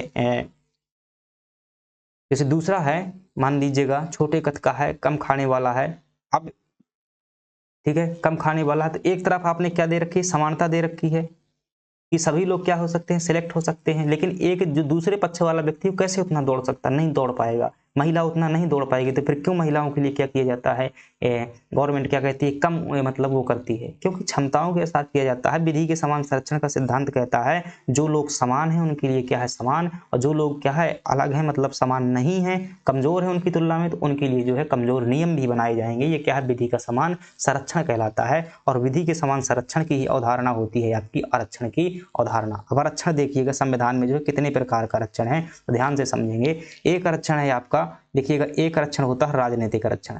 कौन सा आरक्षण होता है, राजनीतिक आरक्षण, राजनीतिक स्तर का आरक्षण। एक आरक्षण जो होता है आपका वो हो जाएगा लोक नियोजन में आरक्षण, जिसे क्या कहते हैं, सरकारी नौकरी में आरक्षण। क्या कह सकते हैं, सरकारी नौकरी में आरक्षण कह सकते हैं। और एक आरक्षण है आपका शिक्षा में आरक्षण, यानी कि स्कूल कॉलेज में आरक्षण। तो 3 प्रकार का मुख्यतः आरक्षण है, बाकी जो है और हो सकता है। तो देखिएगा अगर आपसे पूछता है राजनीतिक आरक्षण, तो ये कहाँ पर है, लोकसभा में भी आरक्षण दिया गया है, और कहाँ पर है, विधानसभा में भी आरक्षण दिया गया है, और एक है जो है आपको पंचायतों में भी आरक्षण दिया गया है, पंचायतों में भी दिया गया है, और एक कहाँ पर दिया गया है, नगर पालिका में भी दिया गया है, ठीक है, नगर पालिका में। ये राजनीतिक ध्यान रखिए किसके लिए है, SC और ST के लिए आरक्षण है, ठीक है। OBC EWS इसमें शामिल नहीं है। अब यहाँ से जो है आपसे क्या पूछ लेता है, प्रश्न पूछ लेता है, लोकसभा का आरक्षण कहाँ पर दिया गया है, तो अनुच्छेद 330 में है। विधानसभा के लिए कहाँ पर है, 332 में है। पंचायतों के लिए कहाँ पर है, तो आप कहेंगे कि 200 अनुच्छेद 243D में है, और अनुच्छेद 243T में किसके लिए है, नगर पालिकाओं के लिए। ये क्या है, राजनीतिक आरक्षण है, इससे जो है स्टूडेंट का कोई संबंध नहीं है, ठीक है। ये विधायक, प्रधानमंत्री, नेता, सांसद इनके लिए है, ठीक है। अब देखिएगा बात करते हैं किसके लिए, सरकारी नौकरी में आरक्षण के लिए। ये जो है आपको अनुच्छेद 16 में देखने को मिल जाएगा। अनुच्छेद 16 के अंतर्गत जो 4 बात दी गई है, अनुच्छेद 16(4) में जो है दिया हुआ है। इसमें जो है मूल रूप से अगर बात करें तो SC और ST को जो है ये आरक्षण दिया गया था मूल रूप से संविधान में, यानी कि शुरुआत में जो है क्या दिया गया है, ये आरक्षण दिया गया है, ठीक है। संविधान में इतना था। इसके बाद 1978 में जो है विश्वनाथ प्रताप सिंह की सरकार आई थी, तो ये बाद में जो क्या किया गया था, ओबीसी को आरक्षण दिया गया था 1980 के बाद ही जो है दिया गया था, ठीक है, ओबीसी को मिलता है। फिर इसके बाद जो है 2019 में किसे दिया गया था, जनरल वालों को दिया गया था, जो कि और जनरल वालों के अंतर्गत भी क्या थी कि दो कैटेगरियां थी। जनरल वालों के अंतर्गत दो कैटेगरी थी, एक वो वर्ग जो क्या है कि मतलब बहुत अमीर है, ठीक है। जनरल में क्या थी, जो अनरिजर्व कैटेगरी में पहले आते थे, इनके अंतर्गत दो कैटेगरी थी, जो क्या है कि मतलब बहुत बड़े बड़े उद्योगपति हैं, जिनके पास में क्या है बड़े बड़े अस्पताल हैं, हॉस्पिटल हैं, कंपनियां हैं, वो क्या है जनरल में आते हैं, ठीक है। और एक वर्ग ऐसा होता था कि जो मतलब उनके पास में पैसा भी नहीं था वास्तव में। अब जैसे मैं देखिएगा बात करूं, जो जैसे क्या है कुछ लोग क्या करते हैं, भीख मांग करके जीवन निर्वाह करते हैं, ठीक है।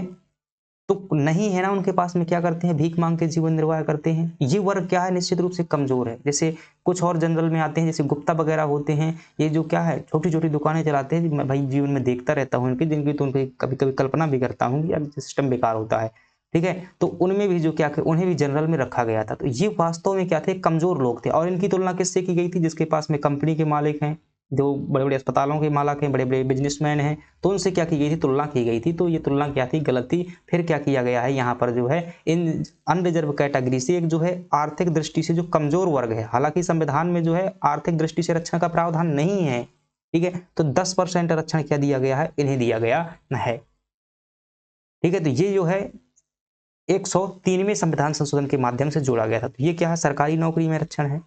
अब जो है शिक्षा में आरक्षण की बात की है, तो ये आर्टिकल 15 में है। इतनी बातें आप क्या है समझ गए, चलिएगा, इतने प्रकार के आरक्षण समझ गए। अब मैं थोड़ा सा सरकारी नौकरी के आरक्षण को और डीप करता हूँ। क्या है, हम बात करते हैं किसमें, सरकारी नौकरी में आरक्षण, सरकारी नौकरी में आरक्षण। और कृपया करके जो है जब सार्वजनिक बातें बोलते हैं ना, कभी भी किसी के सामने भी, तो अपनी व्यक्तिगत भावना को दबाया जाता है, ठीक है। मैं क्या कर रहा हूँ, चीजें समझा रहा हूँ, जो भी आपकी भावना हो तो अपने मन के अंदर रखिएगा, कभी सार्वजनिक जीवन में उनका उपयोग मत कीजिएगा। मन की भावना जो मन में ही रखी जाती है, उसके हिसाब से अपना सॉल्यूशन बनाया जाता है। अब इधर देखिएगा, सरकारी नौकरी में आरक्षण की बात करते हैं, तो ये सरकारी नौकरी में आरक्षण ही भाई बहुत प्रकार का है, कई प्रकार से, ठीक है। इधर देखने को मिलेगा, ये आरक्षण जो है कैसे दिया गया है, अगर मैं बात करूं जनसंख्या के अनुपात में दिया गया है। क्या दिया गया है, जनसंख्या के अनुपात में दिया गया है। जिसकी जितनी जनसंख्या है उस हिसाब से क्या दिया गया है, आरक्षण दिया गया है, ठीक है। अब अगर बात की जाए केंद्र सरकार में जो है, भारत के नजरिए से देखें तो ओबीसी की संख्या जो क्या है, कई राज्यों में अलग अलग है। तो भारत में जो दिया गया है, अनुसूचित जनजाति की जनसंख्या जो भारत में कितनी है, एसटी की जनसंख्या लगभग 21% है। क्या है,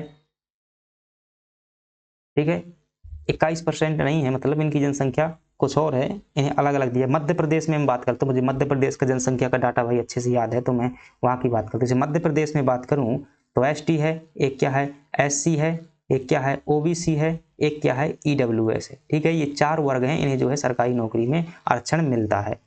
अब एसटी की बात करें तो मध्य प्रदेश में जो जनसंख्या है, इनकी जनसंख्या 21%। कितनी जनसंख्या, 21%। तो एसटी को जो कितना आरक्षण दिया गया है, मैं टेबल बना देता हूँ, वही समझ लीजिएगा अच्छे से। जनसंख्या के अनुपात में आरक्षण की जो क्या कर देता हूँ, टेबल बना देता हूँ। इधर क्या कर रहा हूँ, टेबल बना रहा हूँ। अब चीजें जो क्या है समझना जरूरी है, वरना बाद में क्या हो जाता है।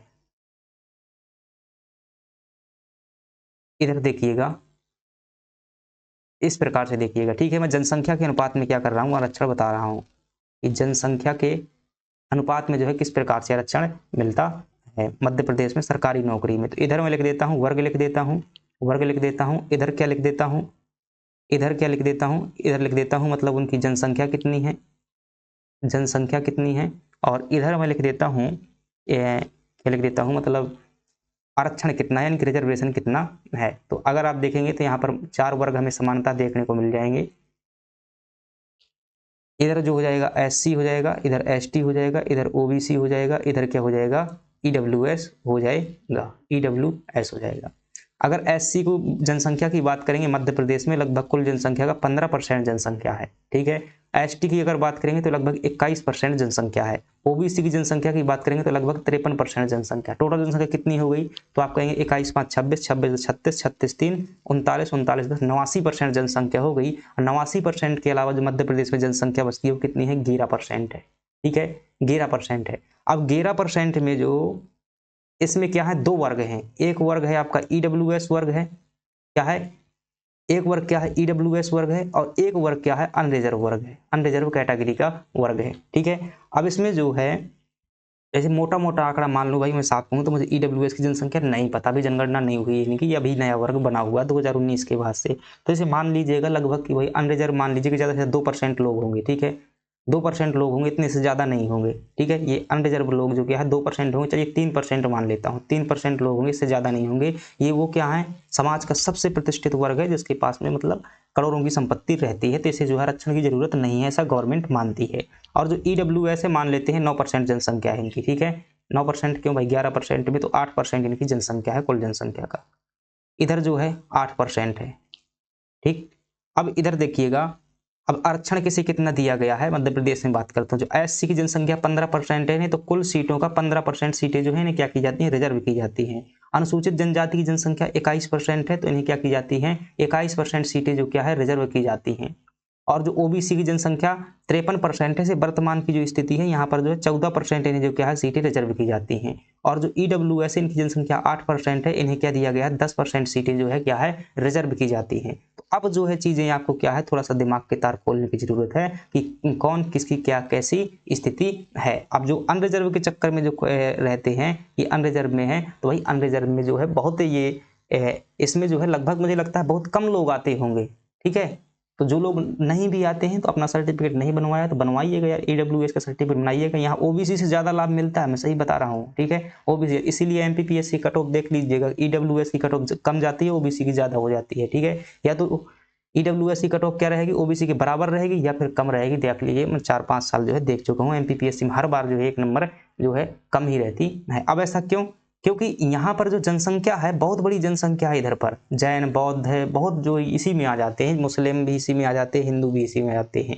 ठीक है, तो ये इधर जो है 14% सीट रिजर्व मिलती हैं, 53% लोग रहते हैं, इनका क्या ज़्यादा जो है क्या हो जाता है, इसीलिए वो क्या है भाई अनरिजर्व का कट ऑफ तो पार नहीं कर सकते हैं, इसलिए जो है अनरिजर्व के ऊपर नहीं हो सकते हैं, क्योंकि अनरिजर्व में जो है, अब देखिएगा अनरिजर्व श्रेणी का समझिएगा कि अनरिजर्व क्या होता है।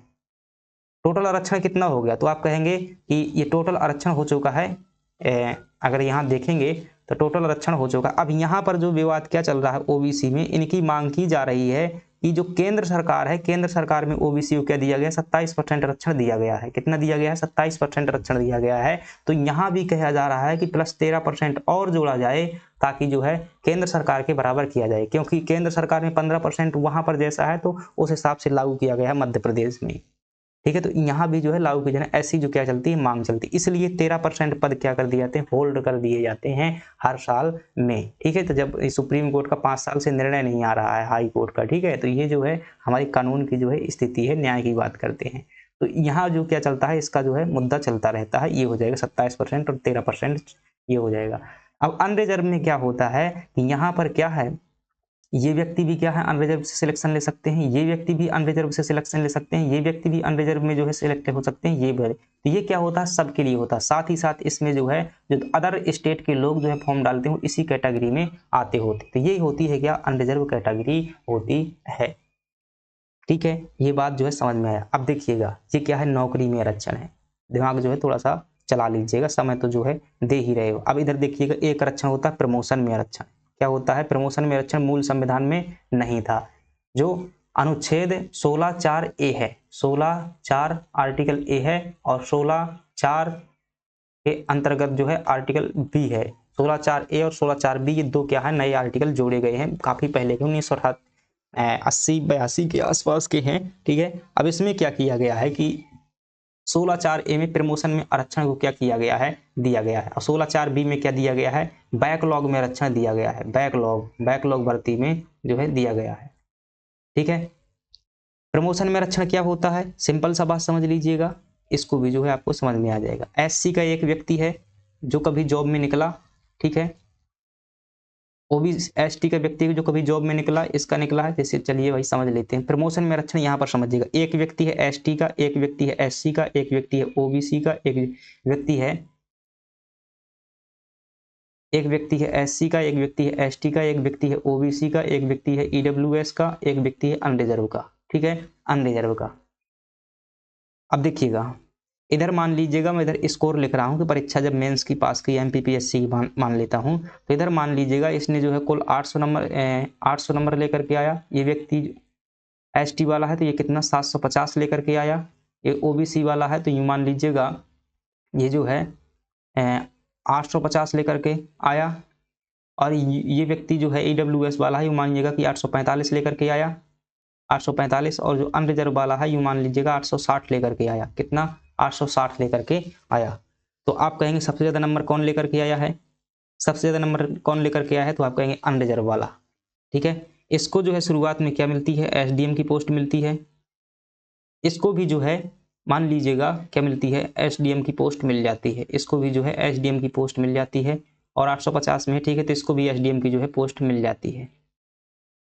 ठीक है, और इधर जो है मान लीजिएगा 750 से, तो इसे क्या मिल जाएगी? नायब तहसीलदार की या ब्लॉक डेवलपमेंट ऑफिसर की जो है पोस्ट मिल जाती है, बीडीओ की। ठीक है, बीडीओ की पोस्ट मिलती है और इसे मान लीजिएगा तहसीलदार या नायब तहसीलदार की जो पोस्ट मिल जाती है। ठीक है, अब जो है आगे चल करके जो प्रमोशन होगा, क्या होगा? सब कोई यूँ मान लेते हैं भाई एसडीएम ही बनते हैं, हर कोई क्या बनते हैं? एसडीएम ही बनते हैं सभी कोई, वरना फिर समझने में दिक्कत हो जाएगी। सभी लोग जो क्या बन जाते हैं? एसडीएम ही जो है बन जाते हैं। अब जो है यहाँ पर श्रेष्ठता किसे मिलेगी? फिलहाल में तो श्रेष्ठता किसको मिलेगी? आपको इसको मिलेगी, क्योंकि सबसे ज़्यादा स्कोर इसका है। ठीक है, इसे जो है श्रेष्ठता मिलेगी। अब जब प्रमोट होंगे, क्या होंगे? प्रमोट होंगे। प्रमोशन में आरक्षण क्या है? इसको जो है प्रमोशन मान लीजिए कब मिल गया भाई? इसको 2 साल में प्रमोशन में आरक्षण मिल जाएगा, मतलब प्रमोशन हो जाएगा। एसडीएम से क्या बनेंगे? ये डीएम बनेंगे 2 साल में। ये मान लीजिएगा 3 साल में क्या बन जाता है? डीएम बन जाता है। और ये जो है कब बनता है? 5 साल में डीएम बनता है। और ये भी जो है लगभग उतना ही मान लीजिए 5 साल में, ये मान लीजिएगा 6 साल में जो है डीएम बनता है। अब देखिएगा स्थिति कि जो ज़्यादा नंबर वाला है वो क्या बन रहा है? बाद में डीएम बन रहा है। ये क्या बन रहे हैं? पहले बन रहे हैं। क्यों बन रहे हैं? क्योंकि यही क्या है? प्रमोशन में आरक्षण है, प्रमोशन जल्दी कर दिया जाएगा। ये जो क्या है? प्रमोशन में रिजर्वेशन है। ठीक है, अब इसके आगे अब मान लीजिएगा और प्रमोशन होता है, तो ये व्यक्ति डीएम से मान लीजिएगा कलेक्टर से क्या बनता है? संभाग कमिश्नर बनता है। क्या बनता है? ये कमिश्नर बनता है, ये भी कमिश्नर बनता है, ये भी कमिश्नर बनता है, ये भी कमिश्नर बनता है, ये भी कमिश्नर बनता है। अब स्थिति क्या होगी कि भाई वरिष्ठता किसे दी जाएगी? क्योंकि ये आरक्षण फिर से मिलेगा, प्रमोशन मिलेगा, तो प्रमोशन में अच्छा कार्य मान लीजिएगा क्या बन गया? 2 साल बाद, यानी कि 2 साल बाद बन गया। ये भी 2 साल बाद, यू 3 साल बाद बना, यू 3 साल बाद बना, ये 4 साल बाद बना। तो ये व्यक्ति तो क्या है? सबसे बाद में कमिश्नर बनने वाला है, और ये क्या बन गए? पहले कमिश्नर बन गए। तो श्रेष्ठ कौन होगा? श्रेष्ठ कमिश्नर सीनियरिटी किसको दी जाएगी? इसे क्या कहते हैं? वरिष्ठता का प्रतिपादन कहते हैं। तो वरिष्ठता इसे दी जाएगी अकॉर्डिंग टू आर्टिकल 16(4)A। तो ये होता है सिस्टम, ये है। ठीक है, चलिए आई होप जो है आप चीज़ें समझ गए होंगे। अन्यथा नहीं समझे तो फिर चलिएगा। बैकलॉग में क्या होता है? बैकलॉग भी भाई ये भी रह गया है। देखिए काफ़ी टाइम मैंने क्या किया, खर्च किया, लेकिन दोबारा क्वेश्चन मत करिएगा कि अभी समझ में नहीं आया है। तो बैकलॉग में भर्ती देखिएगा, जैसे मान लीजिएगा कि 100 सीटें निकली हुई हैं। कितनी सीटें निकली हुई हैं? 100 सीटें निकली हुई हैं। अब अगर मैं इसके परसेंटेज के हिसाब से आरक्षण लगाऊं तो ये हो जाएगा आपका एससी हो गया, ये क्या हो गया? एसटी हो गया, ये क्या हो गया? ओबीसी हो गया, क्या हो गया? ओबीसी हो गया, ये क्या हो गया? ईडब्ल्यूएस हो गया, ईडब्ल्यूएस हो गया, और ये क्या हो गया? अनरिजर्व हो गया। इसमें किसकी कितनी सीटें आ रही हैं देखिएगा, इसमें किसकी कितनी सीटें आ रही हैं। एससी का आरक्षण कितना है? 15%, तो कुल सीटें से कितनी मिलेंगी? 15 सीटें मिलेंगी 100 सीटों में से। ठीक है, एसटी का कितना आरक्षण है? 21%, से कितनी मिलेगी? 21 सीटें मिलेंगी। ओबीसी का कितनी जो है 14% आरक्षण है, तो इन्हें कितनी मिलेंगी? 14% सीटें जो है मिल जाए, मतलब 14 सीट मिलेंगी। ईडब्ल्यूएस का कितना आरक्षण है? 10%, तो कितनी सीटें मिलेंगी? 10 सीटें नहीं मिलेंगी। अब जो अनरिजर्व कैटेगरी में सीटें बचती हैं, कितनी सीटें बची? तो 15, 21 से 14 दूनी 28, क्या हो जाएगा भाई? 15, 20, 35, 35, 15, 50, 50, तो 60% आरक्षण हो गए। तो 60% क्या हो गई? सीटें जो है रिजर्व हो गई। अब 40% सीटें किसके पास में है? अनरिजर्व कैटेगरी में जो है कितनी सीटें हैं? अनरिजर्व कैटेगरी में जो है 40 सीटें हैं। ठीक है, इस प्रकार से सिस्टम जो है चलता है। ये क्या हो गया? सीटों का बंटवारा हो गया। अब इधर से देखा जाए कंपटीशन, देखिए कहाँ बढ़ने वाला है सबसे ज्यादा कंपटीशन? तो आप कहेंगे जिसके ज्यादा प्रतिभागी होंगे उससे कंपटीशन बढ़ेगा। तो एससी की जनसंख्या क्या है? 15% है, 15 सीटें हैं, तो यहाँ पर जो है काफी ठीक ठाक रहता है। यहाँ पर भी जो क्या रहने वाला है? ठीक ठाक रहने वाला है। क्योंकि 21% जनसंख्या को 21 सीटें मिली हुई हैं। लेकिन यहाँ पर जो है सबसे ज़्यादा कंपटीशन हो जाता है, क्योंकि भाई जनसंख्या यहाँ पर जो है क्या है, ज़्यादा है। 53% जनसंख्या को 14% सीटें मिलती हैं, यहाँ पर जो है आधे से कम जो है वो सीटें मिलती हैं। इसलिए जो क्या है प्रतिस्पर्धा हो जाती है। देख लेना, मैं गारंटी करता हूँ, स्टार लगा करके लिख लीजिएगा। 2000 जो ये अगला चुनाव होने वाला है, निश्चित ही ओबीसी के मुद्दे पर चुनाव होगा। चुनावी राजनीति ध्यान रखिएगा, वोट बैंक की राजनीति मजबूर कर देगी लोगों को। कितना खेल खेला जाएगा देखिएगा, क्योंकि भाई चलता है ना। आप ये क्या करेंगे, राजनेता है, इन्हें क्या करना है, हड़कंप मचाना है। कोई मुद्दा ही नहीं बचा है इनके पास में। ईडब्ल्यूएस आरक्षण का मुद्दा था तो गवर्नमेंट खेल गई उस टाइम पर, ठीक है, तो वो जो है वोट बैंक तो बन गया। अब इधर देखना, बहुत जो है इसमें घोषणाएं होती ही रहती हैं।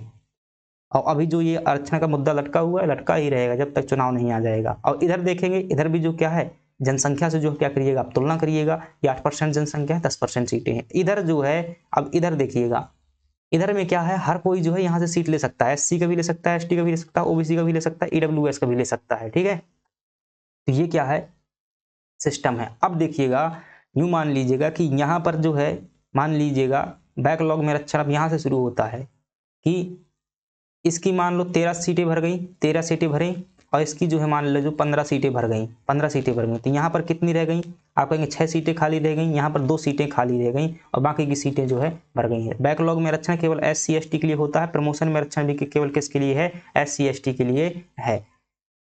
तो मतलब ये है कि जितनी सीटें खाली रहेंगी ना, और अगली बार जब जो है क्या निकलेंगे, 100 पद निकलेंगे, फिर से जब जो है 100 पद निकलेंगे, तो उनमें से जितनी सीटें खाली थी तो वो सीटें क्या हो जाएंगी, इनमें जुड़ जाएंगी। 15 सीटें तो मिलेंगी ही अगली बार, लेकिन बैकलॉग की सीटें क्या हो जाती हैं, उसी कैटेगरी में जुड़ जाती हैं। ये क्या है, आरक्षण है। चलिएगा भाई, तो इतना अपन ने क्या कर लिया, समझ लिया। मुझे उम्मीद है कि आप चीज़ समझ गए होंगे। अब देखिएगा, अपन ने खासा जो क्या किया है, समय वेस्ट किया है इसमें, लेकिन समझ में आंसी 15 क्वेश्चन भी आधा रह गया। चलिएगा देखिएगा,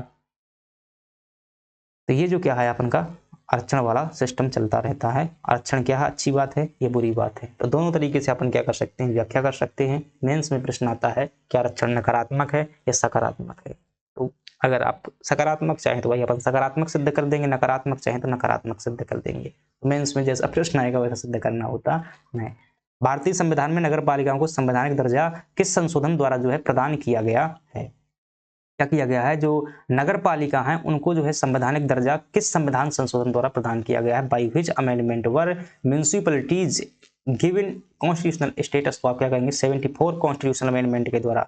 73 में जो है किसको, पंचायतों को जो आरक्षण संवैधानिक दर्जा दिया गया था।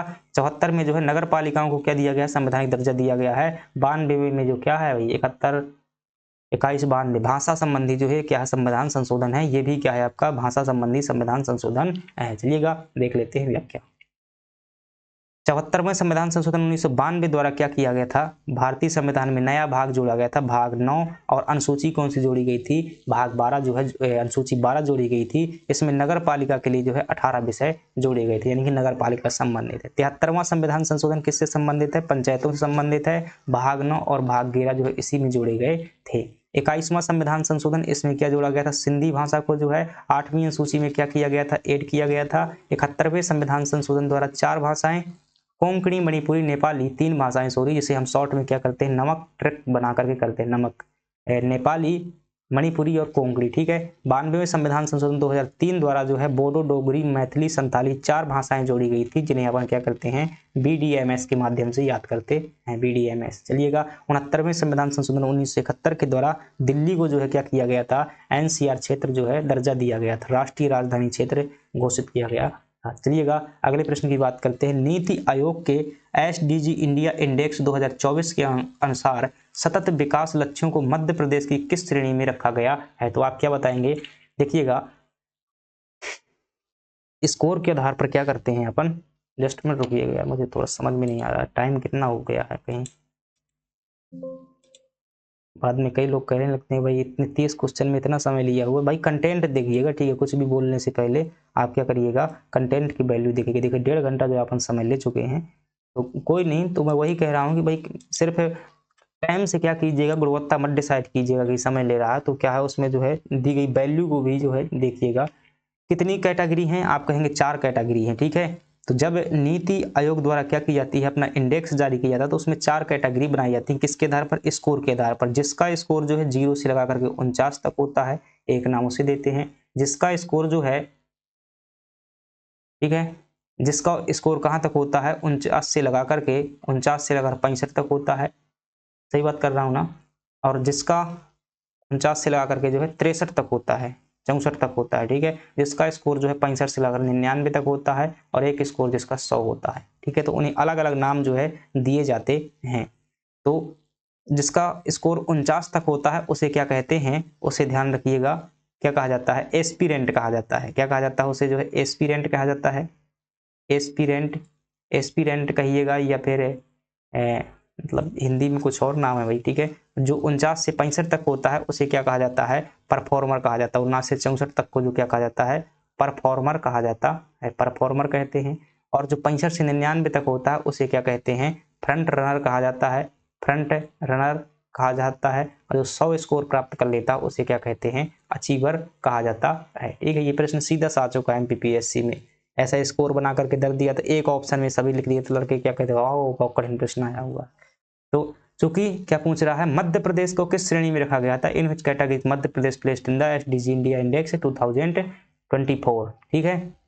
तो मध्य प्रदेश का जो स्कोर है वो कितना है भाई? 67 जो है स्कोर है, ध्यान रखिए। कितना स्कोर है मध्य प्रदेश का? स्कोर 67 है। मध्य प्रदेश कहाँ जाएगा? फ्रंट रनर में जो है आपका जाएगा। सही जवाब क्या हो जाएगा? क्या हो जाएगा? फ्रंट रनर जो है आपका सही जवाब हो जाएगा। चलिएगा देख लेते हैं।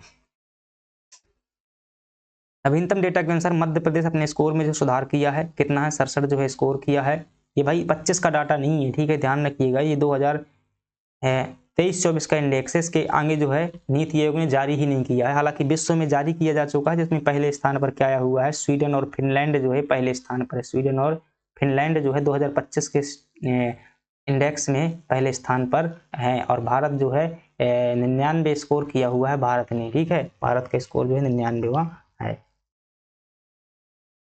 और मध्य प्रदेश ने जो क्या किया है? 67वां स्कोर किया हुआ है। और कौन सी कैटेगरी में है? फ्रंट रनर कैटेगरी में है। SDG इंडिया इंडेक्स का जो SDG 1 है, कुल कितने जो है लक्ष्य हैं? 17 लक्ष्य हैं। जो पहला लक्ष्य क्या करना है? गरीबी को जो क्या करना है? खत्म करना है। मध्य प्रदेश की उल्लेखनीय प्रगति हुई है इसमें। स्वच्छ भारत मिशन के कारण जो है 6वें नंबर का लक्ष्य है, SDG 6 है, स्वच्छ जल और स्वच्छता। मध्य प्रदेश का प्रदर्शन बेहतर रहा है। मध्य प्रदेश ने SDG 12 जिसमें क्या लिखा हुआ है? जिम्मेदारी के साथ उपभोग लिखा हुआ है, अग्रणी राज्य है एक। और SDG 15 जो है भूमि पर जीवन के तहत मध्य प्रदेश ने जो है सर्वाधिक वन क्षेत्र बनाए रखने का रिकॉर्ड कायम किया है। 2030 तक जो है सभी 17 लक्ष्यों को प्राप्त करने का जो है वैश्विक लक्ष्य रखा गया है। चलिएगा, सतत विकास लक्ष्यों में जो है जो SDG 2 है, कुल कितने जो है SDG हैं? SDG का मतलब क्या होता है? सस्टेनेबल डेवलपमेंट गोल होता है, सतत विकास लक्ष्य कहते हैं हिंदी में। कुल कितने सतत विकास लक्ष्य हैं? आप कहेंगे 17 है। कब घोषित किए गए थे?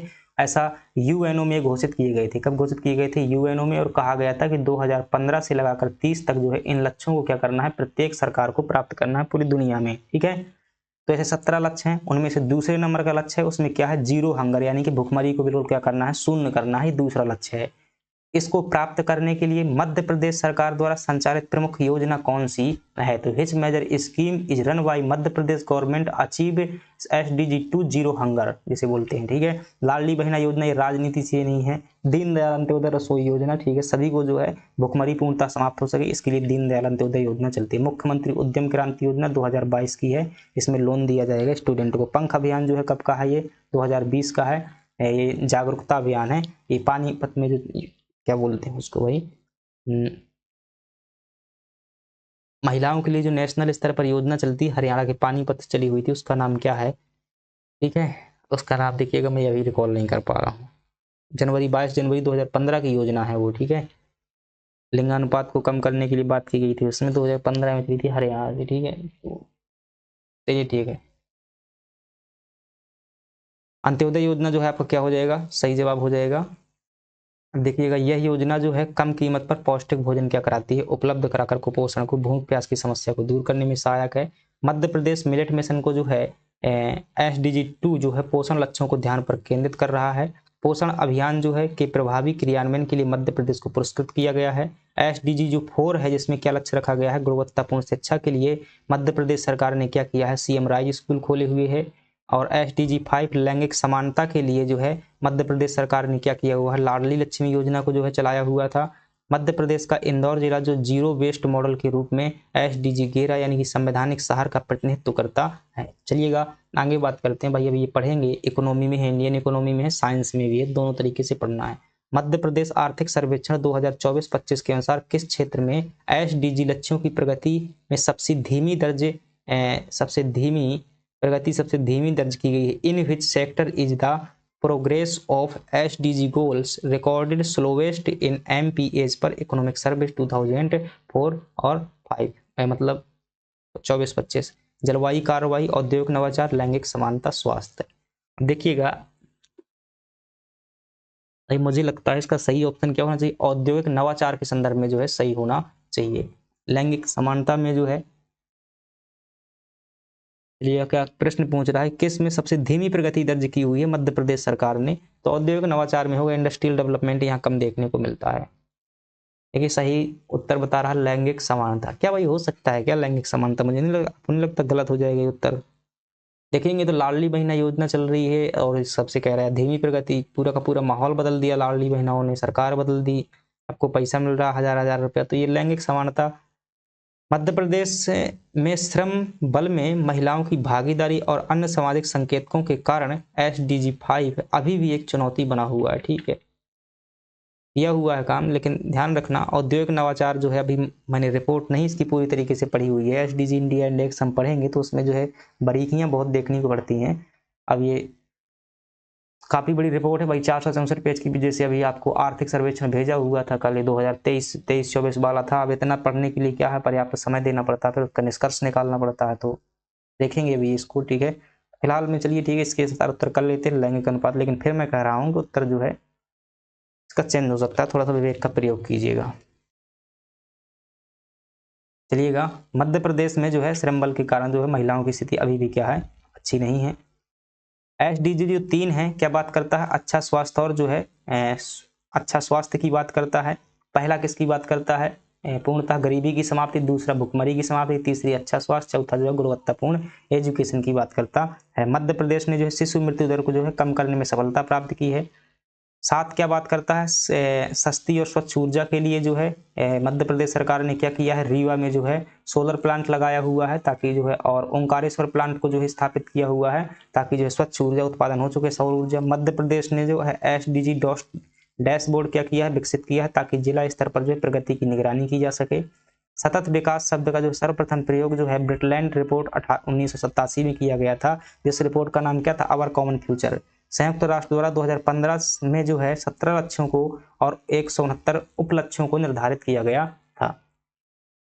मानव श्वसन तंत्र में गैसों का विनिमय मुख्य रूप से कहां से होता है, तो where does the exchange of gaseous primarily occur in the human respiratory system. तो आप क्या कहेंगे, इसमें जो है एल्वियोली हो जाएगा। तो क्या हो जाएगा, श्वसन तंत्र की इकाई क्या होती है, एल्वियोली होती है। चलिएगा देखिएगा, एल्वियोली आपका सही हो जाएगा। फेफड़ों के अंदर जो सूक्ष्म वायु कोष्ठक होते हैं, जहां रक्त और वायु के बीच में क्या होता है, ऑक्सीजन का क्या होता है, आदान प्रदान होता है, और CO2 का भी आदान प्रदान होता है, उसे क्या कहते हैं, एल्वियोली कहते हैं। सिंपल सी बात करें, ये क्या हो गया, ये क्या हो गया, ये आपका मुंह है, यहाँ से जो नाक होगी, और नाक से क्या लेंगे आप, ऑक्सीजन लेंगे, और यहाँ पर जो फेफड़े में आपकी एक स्थान है उसको बोलते हैं एल्वियोली। ठीक है, एल्वियोली में आपकी ऑक्सीजन पहुंचेगी अंतिम रूप से। इधर जो है आपका क्या है, ये हृदय मान लीजिएगा, ये क्या है, यूं मान लीजिएगा, ये आपका हृदय है भाई, सांकेतिक रूप से समझिएगा।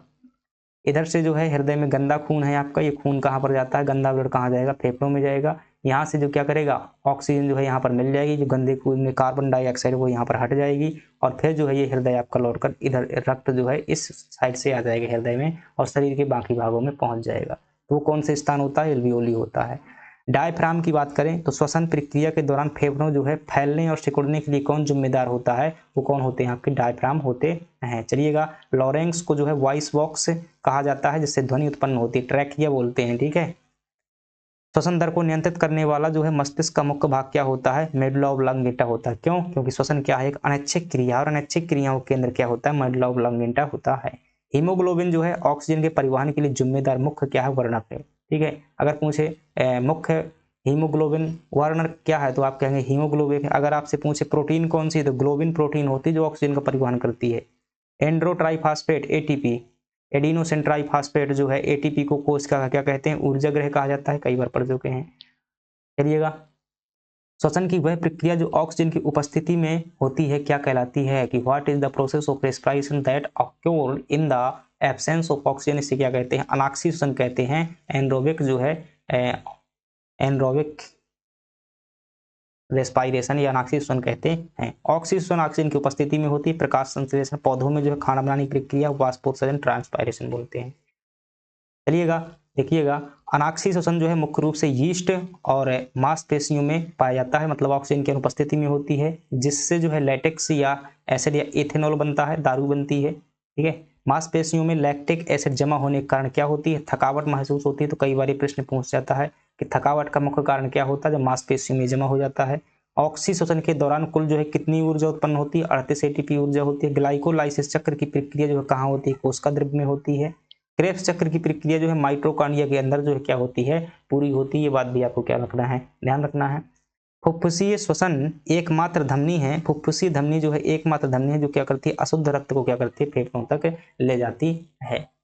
ज्वारीय आयतन किसे कहते हैं, व्हाट इज द टेडियल वॉल्यूम, देखिए कंफ्यूज मत हो जाइएगा। तो ये सामान्य श्वसन की क्रिया क्या कहलाती है, ज्वारीय आयतन कहलाती है, जिसमें ऑक्सीजन आप क्या लेते हैं, आराम से अंदर लेते हैं, कार्बन डाइऑक्साइड आप आराम से बाहर छोड़ते हैं, उसे क्या बोलते हैं, ज्वारीय आयतन बोलते हैं। चलिएगा, श्वसन एक क्या है, एक स्वस्थ वयस्क मनुष्य में जो है सामान्य स्थिति में जो ज्वारीय आयतन होता है वो कितना होता है, यानी कि 500 मिलीलीटर होता है। वात स्फीति क्या बोलते हैं, एम्फाइसेमा, एक प्रकार की बीमारी होती है, एक बीमारी है जो धूम्रपान के कारण फेफड़ों की एल्वियोली को नुकसान पहुंचा देती है। एल्वियोली को हिंदी में क्या बोलते हैं, वायु कूपिका बोल देते हैं। श्वसन के दौरान ली गई वायु में जो है नाइट्रोजन की कितनी मात्रा होती है, 78% मात्रा होती है। तो कई बार प्रश्न आता है कि सबसे ज्यादा गैस कौन सी ली जाती है, तो ध्यान रखिएगा ऑक्सीजन मत लगा दीजिएगा, क्योंकि वायुमंडल में ज्यादा होती है नाइट्रोजन, तो वही ली जाएगी। छोड़ी हुई वायु में कार्बन डाइऑक्साइड की मात्रा क्या होती है, 4% होती है। हाइपोक्सिया किसे बोलते हैं, हाइपोक्सिया वह स्थिति है जब शरीर के ऊतकों को पर्याप्त ऑक्सीजन नहीं मिलती है, यानी कि ऑक्सीजन की कमी को क्या बोलते हैं, हाइपोक्सिया बोलते हैं। स्पाइरोमीटर का उपयोग जो है फेफड़ों की वायु क्षमता को मापने के लिए किया जाता है। स्पाइरोमीटर का उपयोग किस लिए करते हैं, फेफड़ों की वायु क्षमता मापने के लिए। अगली बात करते हैं करंट अफेयर के प्रश्न। जनवरी 2025 में आयोजित प्रवासी भारतीय दिवस सम्मेलन का मुख्य मेजबान शहर कौन सा होगा, तो which city was the main host of the प्रवासी भारतीय दिवस कन्वेंशन इन जनवरी 2025। तो ये क्या है, आप कहेंगे भुवनेश्वर में जो है यह आयोजित किया गया था 9 से 10 जनवरी के दिन, प्रवासी भारतीय दिवस। 18वां प्रवासी भारतीय दिवस सम्मेलन जो है 2025 में किया गया था, 2025 में हुआ है। कहाँ पर हुआ है, तो भुवनेश्वर में जो है उड़ीसा में हुआ है, मेजबान शहर हो जाएगा। 8 से 10 जनवरी के बीच जो है हुआ है 2025 को। मुख्य अतिथि मोस्ट इंपोर्टेंट है, लेकिन हालांकि जनवरी में फिर से क्या है, नया हो गया होगा भाई, 2026 का हो गया होगा। 25 की याद करें। क्रिस्टीन जो है कार्ला कंगालू, ये त्रिनिदाद और टोबैगो के क्या है, राष्ट्रपति हैं। वर्चुअली क्या किया था इन्होंने, मुख्य अतिथि के रूप में कार्य किया। विषय क्या था, विकसित भारत में प्रवासी भारतीयों का योगदान। चलिएगा, प्रवासी भारतीय दिवस महात्मा गांधी के आगमन पर जो है मनाते हैं। वर्ष 2025 में जो है मध्य प्रदेश के किस स्थल को 58वां टाइगर अभ्यारण्य जो है रिजर्व बनाने की अधिसूचना जारी की गई है। Which site in Madhya Pradesh was notified to become India 55 नहीं भाई 58 होगा, 58 टाइगर रिजर्व। तो जो मध्य प्रदेश का क्या है, माधव राष्ट्रीय उद्यान है, इसे क्या कर दिया गया है, मध्य प्रदेश का 9वां और भारत का जो है 58वां टाइगर रिजर्व क्या किया गया है, बनाया गया है। कहाँ पर स्थित है, शिवपुरी में। रातापानी को जो है मध्य प्रदेश का जो है 8वां और भारत का जो है क्या बनाया गया है, 57वां टाइगर रिजर्व जो है इसे बनाया गया है, ध्यान रखिए। रालामंडल जो है इंदौर में स्थित है, नौरादेही पहले बन चुका था। देखिएगा, माधव राष्ट्रीय उद्यान शिवपुरी में है। माधव राष्ट्रीय उद्यान की स्थापना की बात करें तो 1958 में जो है क्या की गई थी, इसकी स्थापना की गई थी। माधव राष्ट्रीय उद्यान बाघों के सफल पुनरुत्थान के बाद इसे पूर्ण टाइगर रिजर्व की क्या कर दिया गया है, इसे घोषित किया गया है। 2025 में सबसे तेज हुई है। रानी दुर्गावती टाइगर रिजर्व मध्य प्रदेश का 7वां टाइगर रिजर्व है, जो कि कहाँ पर स्थित है, ये नौरादेही टाइगर रिजर्व का नया नाम है। कूनो राष्ट्रीय उद्यान में जो है अफ्रीका से लाए गए चीतों के कारण जो चर्चा में रहा था। मध्य प्रदेश को टाइगर स्टेट भी कहा जाता है, लेपर्ड स्टेट, यानी कि लेपर्ड मतलब क्या होता है भाई, ठीक है, तो लेपर्ड स्टेट भी बोल देते हैं, घड़ियाल स्टेट भी बोल दिया जाता है, इसके अलावा भेड़िया राज्य भी बोल देते हैं, बोलचर स्टेट, गिद्धराज भी बोल दिया जाता है इसे, गिद्धराज के भी सबसे ज्यादा पाए जाते हैं। वन राज्य भी बोल दिया जाता है, नदियों का माइका भी बोल देते हैं, सर्वाधिक जनजातियों वाला राज्य भी बोल देते हैं, बहुत से नाम है इसके। मध्य प्रदेश में जो है केन बेतवा लिंक परियोजना के जो है प्रथम चरण का कार्य पूरा करने का लक्ष्य कब तक रखा गया है, 2025 में रखा गया था। इंदौर के सिरपुर तालाब और यशवंत सागर रामसर साइट के रूप में अंतर्राष्ट्रीय महत्व के यानी रामसर साइट घोषित किया गया है। मध्य प्रदेश में 4 रामसर साइट है। पद्म पुरस्कार 2025 में मध्य प्रदेश के किस विभूति को जो है कला के क्षेत्र में पद्म श्री से क्या किया गया है, सम्मानित किया गया है। Which personality in from MP was awarded Padma Shri in field of the art 2025 है। तो अयोध्या भाई बैगा 2025 में बात कर रहा भाई, इन्हें जो है 2022 में मिला हुआ था, भूरी बाई को 2021 में मिला हुआ था, अर्जुन सिंह को 2023 में मिला हुआ था। भूरी बाई जो क्या अरे क्या बात कर रहे हो भाई, शैली होलकर जो है आपकी क्या हो जाएंगी, सही जवाब हो जाएंगे। देखिएगा 2025 में मध्य प्रदेश की कुल 5 हस्तियों को, मतलब 4 हस्तियों को दिया गया है। एक हस्तियां क्या हैं, भारत की हैं, बाहर की हैं, लेकिन मध्य प्रदेश में ही वो रहती हैं। तो 5 हस्तियों को पद्मश्री मिला हुआ 2025 में। पहली कौन है, शैली होलकर है। 82 साल की शैली होलकर को जो है आशा बुनकर के नाम से जो है जाना जाता है। ठीक है, होलकर आशा बुनकर के नाम से जाना जाता है। उन्होंने 300 साल पुरानी महेश्वरी हैंडलूम इंडस्ट्री को जो है पुनर्जीवित करने में अहम योगदान दिया है और इन्हें क्या दिया गया है, ये पद्मश्री मिला हुआ। दूसरा नाम है जगदीश जोशीला। 75 साल के निमाड़ी और हिंदी लेखक जगदीश जोशीला को जो है पद्मश्री से क्या गया, सम्मानित किया गया है। वह पहले निमाड़ी लेखक हैं। भैरव सिंह चौहान को निर्गुण भजन के लिए, किसके लिए, निर्गुण भजन और मालवा संस्कृति में अहम भूमिका निभाने के लिए इन्हें सम्मानित किया गया है। बुधेंद्र कुमार जैन जो है, ये बुधेंद्र कुमार जैन को मेडिसिन के क्षेत्र में ध्यान रखिएगा दिया गया है, अहम योगदान के लिए दिया गया है। हरचंद्र भट्टी जो है, हरचंद्र भट्टी को कला के क्षेत्र में जो है दिया गया है अहम योगदान के लिए। तो आपका क्या हो जाएगा, शैली होलकर सही हो जाएगा। 5 लोग ध्यान रखिएगा, लगा लीजिएगा स्टार, क्या कर लीजिएगा, स्टार लगा लीजिएगा, ट्रिपल स्टार लगा दीजिएगा। और पूरे 100% चांस से एक प्रश्न जो है 2026 के प्री में पूछा जाएगा। ठीक है, इनकी इतनी और ध्यान रखना कि कौन से जिला से कौन संबंधित है, जिला भी इनका क्या करना है, आपको याद करना है। अभी तो देख लेंगे, कर लेंगे किसी दिन, अभी करंट अफेयर वाली क्लास होगी। लैन नेटवर्क का विस्तार सामान्यतः कितना होता है, what is the general coverage area of LAN, यानी कि लोकल एरिया नेटवर्क, क्या बताया था, 100 मीटर के दायरे का होता है। पूरा देश में जो है इंटरनेट होता है, क्या होता है, पूरे देश में जो कौन होगा, बैन होगा, यानी कि वाइड एरिया नेटवर्क। पूरा विश्व में क्या होगा, यहाँ पर भी बैन होगा, इंटरनेट बोल सकते। एक इमारत या परिसर जो है आपका सही हो जाएगा। एक सिटी शहर में कौन सा होगा, मेट्रोपॉलिटन एरिया नेटवर्क हो, यानी कि मैन होगा। ठीक है, तो नेटवर्क 3 प्रकार के होते हैं। लोकल एरिया नेटवर्क जो है कम दूरी के लिए होता है, सामान्यतः 100 मीटर की दूरी होती है, जैसे घर या कार्यालय, ये स्कूल में लगाया जा सकता है। मेट्रोपॉलिटन एरिया नेटवर्क जो मैन होता है पूरे शहर को कवर कर सकता है, जैसे केबल टीवी नेटवर्क है। जो वाइड एरिया नेटवर्क होता है देशों और महाद्वीपों को जोड़ता है, जैसे इंटरनेट है। जो पैन होता है पर्सनल एरिया नेटवर्क होता है का सबसे अच्छा उदाहरण, जैसे कि ब्लूटूथ जो है पर्सनल एरिया नेटवर्क का उदाहरण है। VPN वर्चुअल प्राइवेट नेटवर्क होता है, असुरक्षित नेटवर्क पर एक सुरक्षित निजी कनेक्शन बनाता होता है, जैसे कि कोई खतरनाक सेंसिटिव काम करना होता है, भाई प्राइवेट VPN यूज कर लेते हैं। नेटवर्क में कंप्यूटर के जुड़ने के तरीके को क्या कहते हैं, टोपोलॉजी कहा जाता है, अपन पढ़ चुके हैं। चलिएगा आगे बात करते हैं। किस नेटवर्क टोपोलॉजी में केंद्रीय हब का उपयोग किया था, सेंट्रल हब का प्रयोग किया था। In which network topology is central hub used. Topology क्या होता है, डिवाइस कैसे जुड़ती है, इसे क्या बोलते हैं, टोपोलॉजी। बस टोपोलॉजी कैसी होती है, इस प्रकार से होती है, कंप्यूटर जो है इस प्रकार से जोड़ दिए जाते हैं इसमें, ये क्या है, बस टोपोलॉजी, सीधी रेखा में। रिंग टोपोलॉजी क्या होती है, गोलाकार होती है। स्टार टोपोलॉजी क्या होती है, इस प्रकार से होती है, इस प्रकार से होती है, और इसमें जो है सेंटर पॉइंट में हब होती है, ये सही है। मेश टोपोलॉजी क्या होती है, कुछ इस प्रकार से होती है, इस प्रकार से, मतलब प्रत्येक कंप्यूटर जो है सभी से कनेक्टेड होता है। ठीक है, तो ये आपका सही। सबसे तेज टोपोलॉजी आपसे पूछे कौन सी होती है, तो हो जाएगी। सबसे आसान टोपोलॉजी पूछे कौन सी होती है आपकी, ये होती है, सीधी रेखा में डाटा जाता है। तो क्या सही हो जाएगा आपका, स्टार टोपोलॉजी सही हो जाएगा। स्टार टोपोलॉजी सभी नोड्स को जो है एक केंद्रीय स्विच या हब से जुड़े होते हैं। यदि हब खराब हो जाए तो पूरा नेटवर्क क्या हो जाता है, ठप हो जाता है। बस टोपोलॉजी एक ही केबल का उपयोग किया जाता है। मैश टोपोलॉजी में प्रत्येक नोड जो है दूसरे नोड से क्या होते हैं, कनेक्टेड होते हैं, सर्वाधिक विश्वसनीय होती है, सबसे तेज होती है। OSI मॉडल में कुल कितनी परतें होती हैं, आप कहेंगे 7 परतें जो है होती हैं। TCP या IP प्रोटोकॉल इंटरनेट का क्या होता है, मुख्य संचार आधार है। राउटर एक क्या है, नेटवर्किंग डिवाइस है जो डेटा पैकेट को सही गंतव्य स्थान तक भेजती है। चलिएगा 27 नंबर का प्रश्न है, इंटरनेट प्रोटोकॉल वर्जन कितने बिट का होता है, how many bits in an IPv4, तो क्या हो जाएगा, 32 बिट का हो जाएगा। ध्यान रखिए 128 बिट का क्या होता है, IPv जो 6 होता है 128 बिट का होता है। चलिएगा देखिएगा IPv4 जो है आपका कितना होता है, ये 4 ऑक्टेट होते हैं, यानी कि IPv6 जो है कितने का होता है आपका 128 बिट का, ये कितने का होता है 132 बिट का होता है।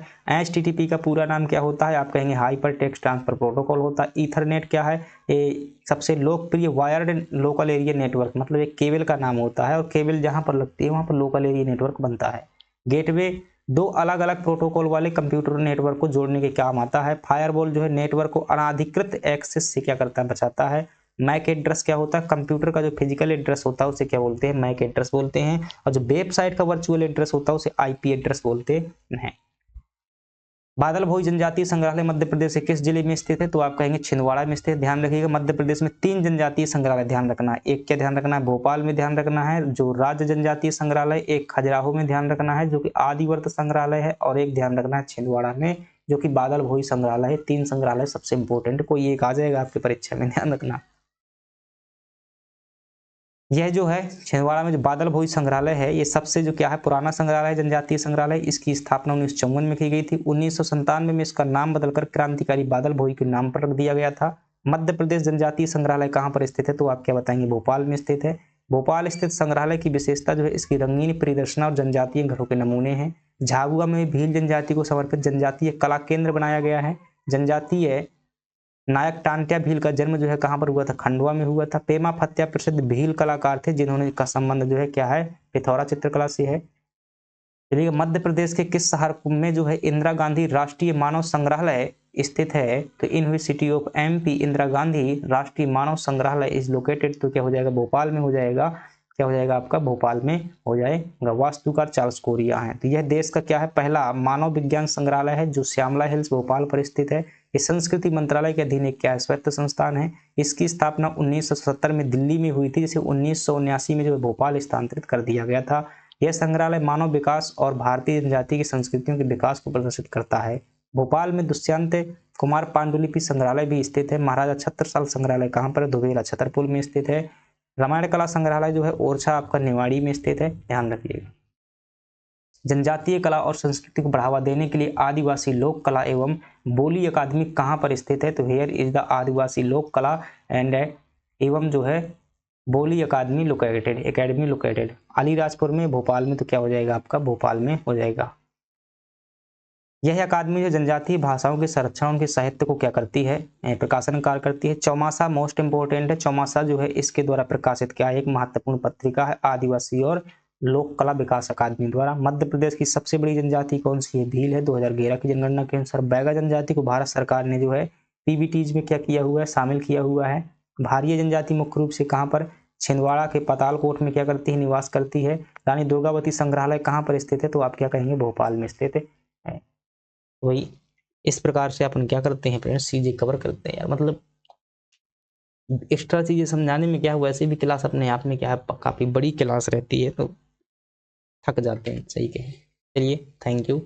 दिल छू जाए तो क्या कीजिएगा, एक दिल जरूर कमेंट में भेजिएगा और वीडियो को लाइक कर दीजिएगा। चलिएगा, धन्यवाद।